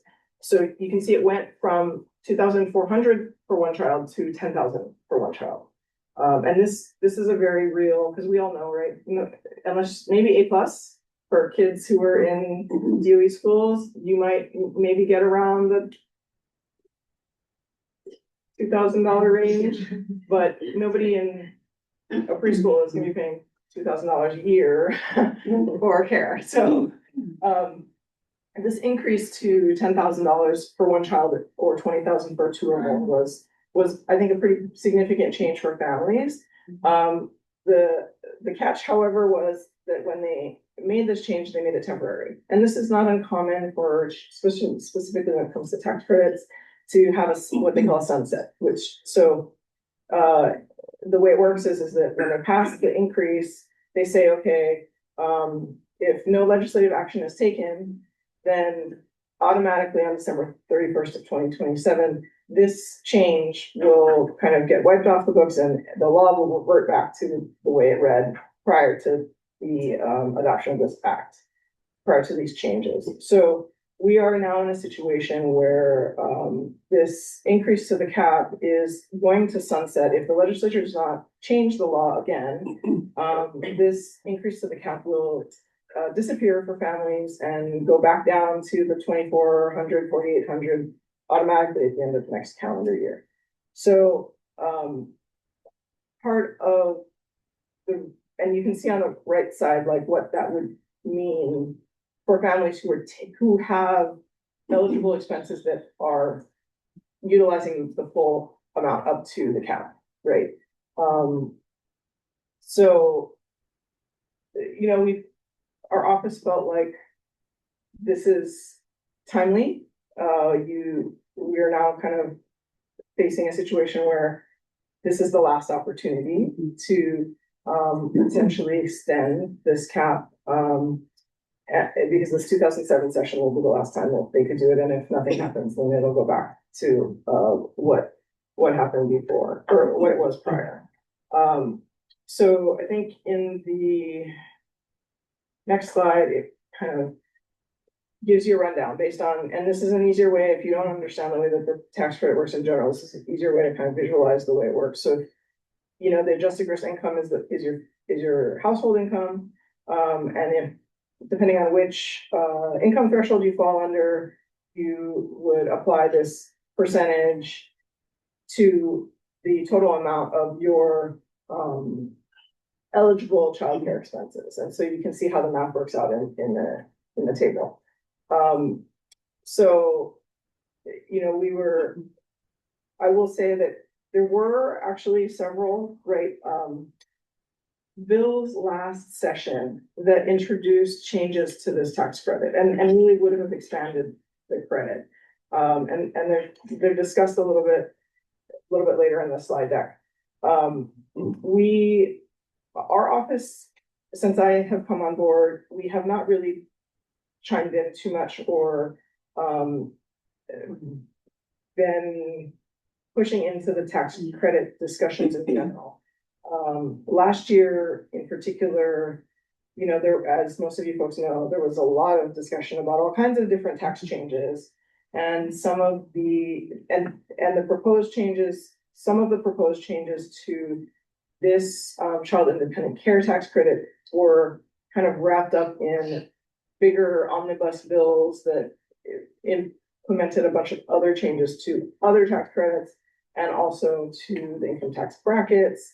And so it wasn't something that we had really pushed into, but we felt like for this year, we might want to consider doing this, even though, again, as I mentioned initially, this is not directly affecting, you know, this is not a program we administer, right?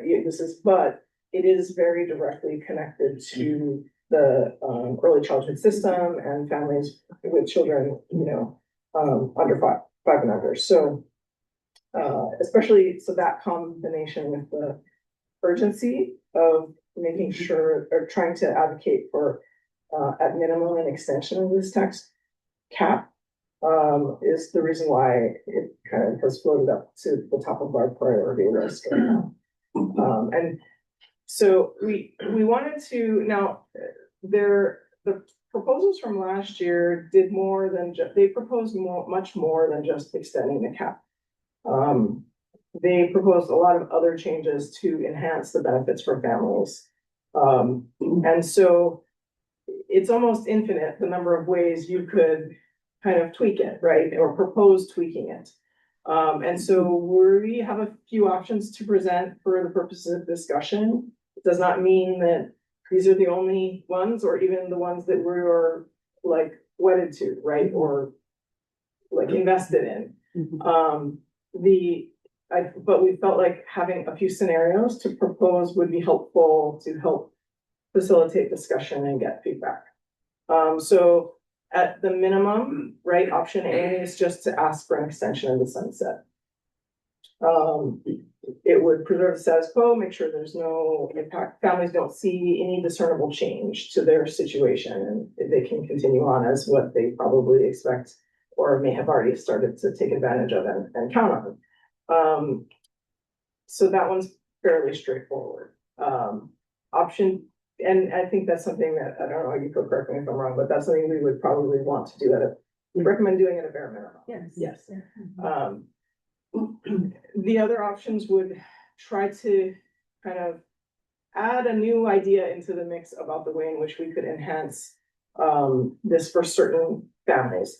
And, you know, when we're looking at the changes and the supports that have been added into the system for families over the last several years, we are very aware of and concerned about the kind of gaps for families with infants and toddlers who do not yet qualify for now this new expanded preschool open door subsidy.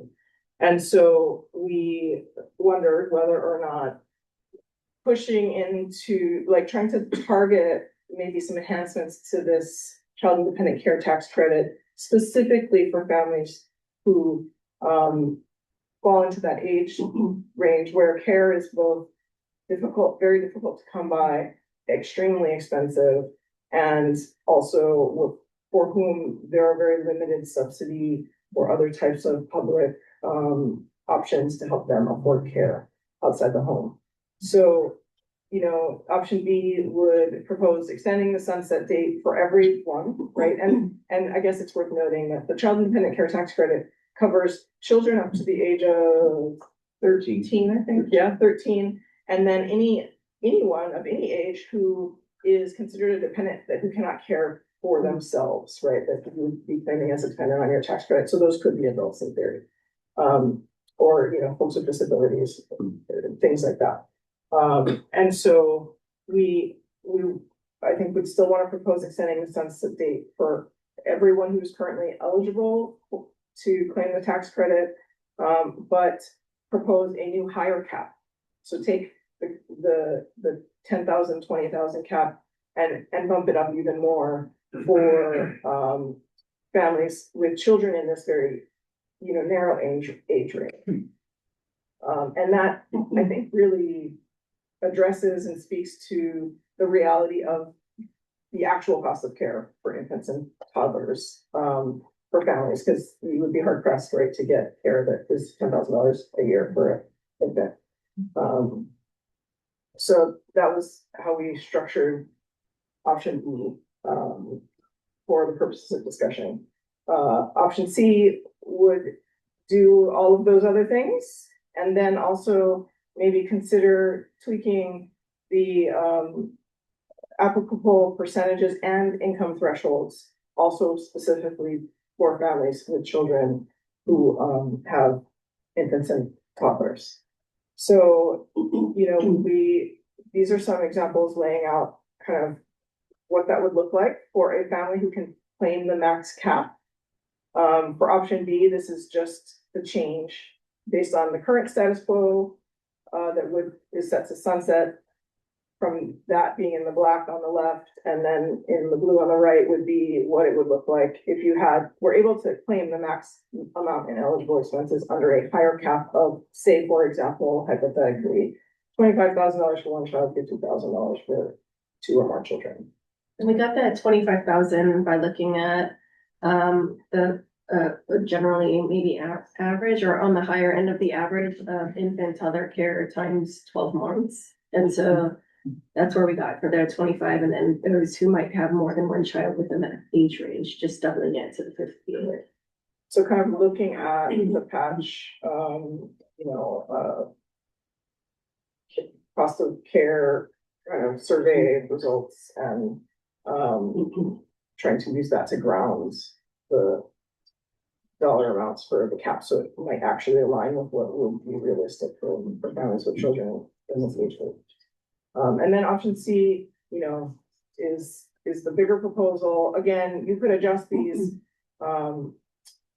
income thresholds and in a variety of different ways. This is just an example to show for purposes of discussion of kind of what that would look like if, say, for example, we, you know, made the maximum amount of applicable percentage. You know, this range is a little different than what is currently, right? Currently, at minimum, families would get 15%, right? And then families that have income for $25,000 or less would get 25%. That's the current law. This doesn't change the applicable percentage a whole lot. It increases the bottom of the range up from 15 to 20. But the biggest changes are that it kind of shows you what it would look like if you change the adjusted gross income to kind of more closely match with what you might see for Alice families, making sure Alice families would still get the maximum applicable percentage. I think we also tried to kind of use as references the amount that the preschool open doors, 500% of FPL kind of threshold we kind of use those as reference points, and then also, the UEL 300% thresholds to see how the credit could be kind of readjusted to support more working class and middle income families right now, like the way that the current adjusted income thresholds are, they really weigh and a higher percentage is available to families that fall under the quite low income scale. But when you look at infant and toddler supports, the only one that we really have for subsidy is the CCDF, right, where it's eligible for infant and toddler care. And those are also families who have would need to be, pretty low on the income scale in order to qualify for CCDF. So part of this approach would be to try to directly address the gap of families between those who might qualify for subsidy and those who still struggle to pay for care. And because that is one area where we really saw a gap within the system-wide supports for that group, since we have no subsidy options currently available. And then this is, some reference information about the prior bills last year that were introduced. So just to clarify, right, the governors, and this is, governor did introduce, and he introduced very, thank you. He introduced some very generous enhancements to this tax credit as a part of his omnibus tax bill. They did not survive the legislative process, and they got pulled out at the very end as the final negotiations for the larger tax credit, or not tax credit, but the larger tax bill went through. And then there was another one that had some momentum and moved quite a ways through session, and that was a Working Families Caucus bill last year. And those are links for folks if you want to provide a reference. So they, I think, were all probably more ambitious and more generous in terms of the proposed changes. And what we're proposing is a little bit, in these scenarios, it's a little bit more targeted. They also did not pass last year. And so I think it's a question of balancing what is realistic and where the priorities are. And also how we as an office could try to add something different into the conversation and bring attention, use this tax credit discussion as a way to kind of elevate the needs of a group of families that have not been addressed as much. So, in the work that's been done so far. The other thing that we, were talking about and wanted to present to the board is the idea of creating a new scholarship program. So we all know, and Ian gives us these fantastic reports every year about the Early Childhood Educator Stipend Program. And that's been successful. It, however, is a little specific in what it's targeted for. And like, I went and I looked it up so that I could quote it verbatim, that the statute that establishes the Early Childhood Educator Stipend Program was that it's specifically to address the shortage of early childhood educators who have coursework in early childhood education. So it's a high priority. It's very important. It's also it's a little bit narrower than what the needs of the system as a whole could potentially benefit from. So we were looking at different ways and discussing different ways that we could try to help, create other opportunities to provide similar types of educational supports for people who do not currently qualify for the ECE stipend program. So our proposal is not to amend the ECE stipend program because we feel like it is doing a good job of what it was intended for, right? To support early childhood educators in direct service to children who help support their ability to have, extensive coursework in early childhood education. But it is limited because it is only available to folks who are enrolled in programs within the university police system. And there are challenges in particular for Neighbor Island folks in accessing some of the options that they may need through the university system. There are also a lot of folks in the workforce who are very important and critical components of what we need to move forward that may not meet the direct service requirements. So people like directors, mentors, and coaches. Other folks who are maybe a little bit more on the like health side of things, but still part of the early childhood system, people who are in early intervention, OTPT, those kinds of folks in the workforce. So we, we're interested in proposing, trying to create more of a scholarship type format to help serve these groups of people that cannot access the early childhood educator stipend program. We would still be interested in including a early childhood service requirement. They would be more limited in terms in what we would be offering, right? It would be kind of a 1-year limited term scholarship format. So we wanted to try to propose a bill for this next session to create the statutory framework for this new program. And then if, our priority would still be the stipend program, the early childhood educator stipend program. And we'd be working to try and find a way to kind of utilize the pot of money that is currently available for the stipend program for both. And if we needed to make any kind of like logistical budget adjustments, then we would look forward to look to do that in the following year once we kind of got the statutory framework in place and we're able to work through some of the more details on how we would actually implement first. And then as all of you guys know, we have this evolving situation and dynamic situation with FCIL programs that have relied historically on federal funding.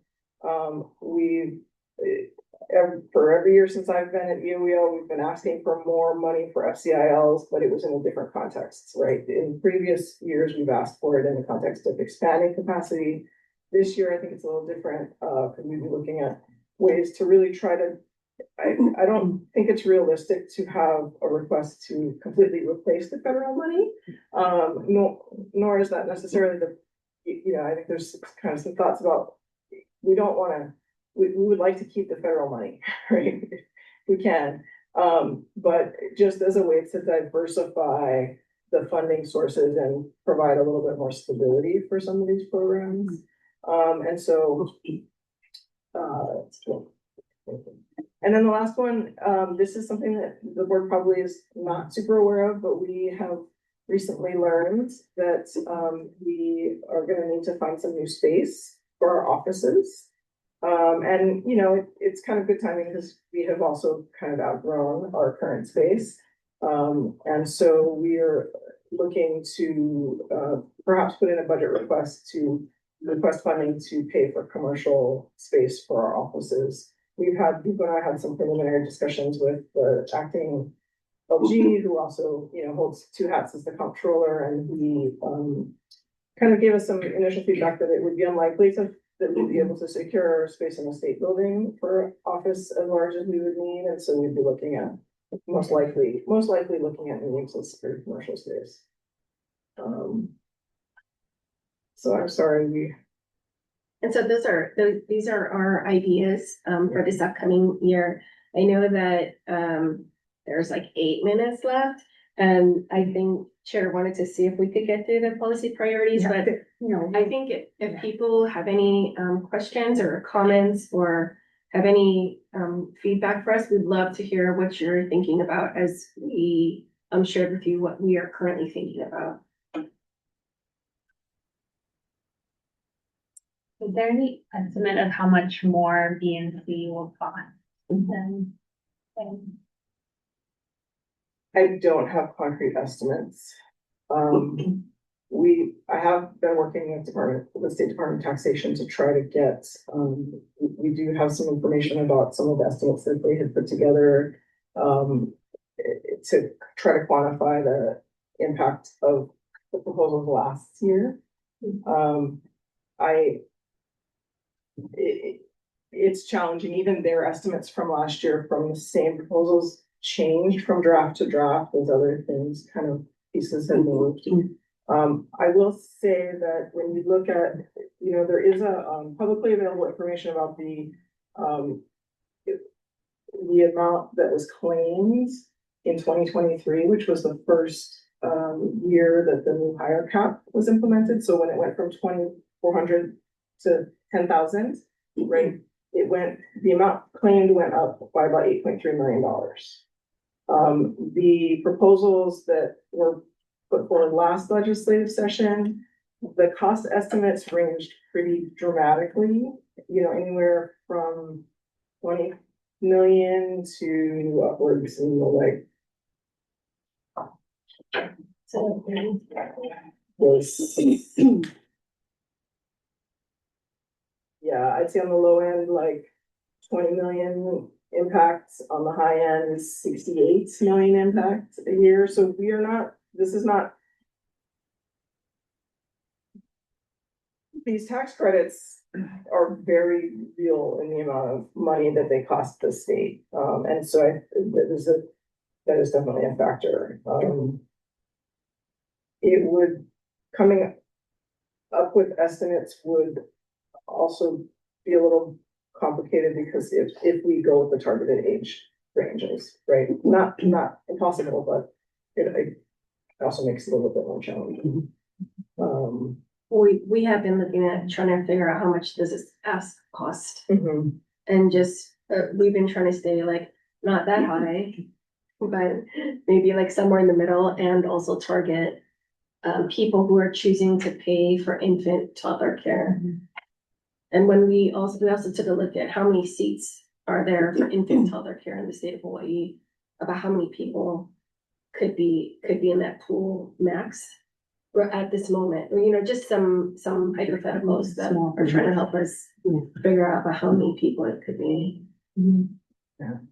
I mean, I would love to say that I can come back next month with estimates, but realistically, I can't I even don't. begin to imagine how you would calculate it. I was just wondering if you had But start. to give you a ballpark range, right? Yeah. Like maybe any option A, closer to 8, 10-ish, right? If you look at what just the impact of that first year of the higher caps were in 2023.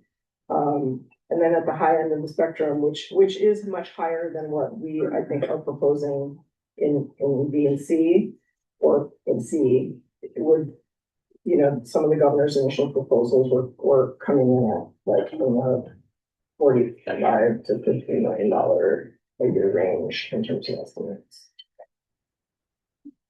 I think I would like, so just to remind the board, the last 2 years, we have not had an August meeting for various reasons.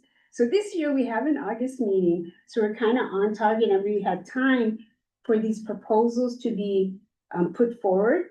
So you guys can give us some feedback, so that next month when we vote, we need to vote because Jen explained that timeline. We have that information. So I think in the interest, because we have like 4 more minutes, does anybody have a really strong opinion about something they do not want pushed forward from these options? So the tax credit was the one we spent a lot of time on. We also have the budget request for space, and then FCILs, and what was the scholarship program. Yeah. So is there a strong opinion from any board members about something they don't want? Hi, this is Kau'i. I just wanna, instead of saying what I don't want, I wanna say what I do want. I would prefer that we do request option A rather than the others, for multiple reasons that we don't have time to discuss right now. But I do like that option, Jen, option A. And I know it was proposed as the least, and I think it is the best option for this year. Anyway, thank you. Yeah, thank you. And I certainly do want to support the FCILs as Jen is recommending.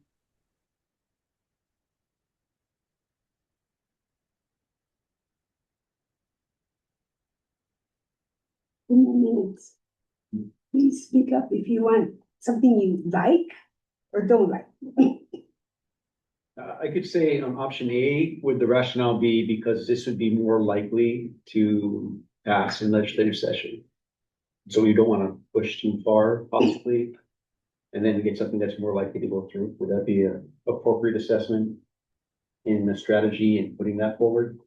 Jen? I think that would definitely be one of the benefits Yeah. to going with option A, for sure. Yes.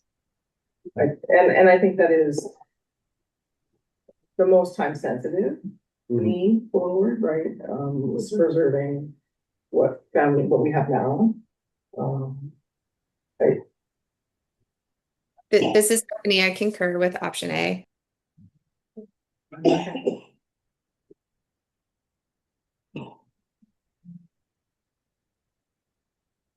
And also considering that we don't know what would be taken away from if we do try to request a increase to the cap. It's a budget, right? You run a business. Running the government's like a business, and when you take from somewhere, it has to come from somewhere else, and we don't know yet. My understanding, Jen, what you were mentioning. So it's also, Ephraim, that's also another reason, just we don't know where it would come from. If it was coming from a place that is not necessary, or if everything's necessary, or if it's coming from another tax or another, anyway, that's why I would advocate for the just extending the sunset date. I also think that there will be other people proposing other changes and enhancements to this tax credit, that will be part of the conversation that we could, support if we wanted to, and not have that be something we have ownership over. Jen, I know we're not a voting member from Department of Health, but I appreciate the scholarship bill and recognizing our early intervention as well as our home visitors that could benefit from this. So thank you. And thank you for this clear presentation. Thanks, Caitlin. We are at time. Elaine, Yes. Would there be any concerns about board members kind of shooting individually, not with consultation with each other, but sharing feedback directly with info? I think that should be okay. Okay. So if you have, we are at time. So, board members, voting and non-voting, please, if you have, an opinion or information, or you you can let Nicole and Jen know, because that will help them prepare for next month's presentation. Okay. So this month we were able to pass the minutes from last month, and we had a lot of information, and really appreciate all the work that's been done, and look forward to seeing you all in person next month. Okay, mahalo, meeting adjourned.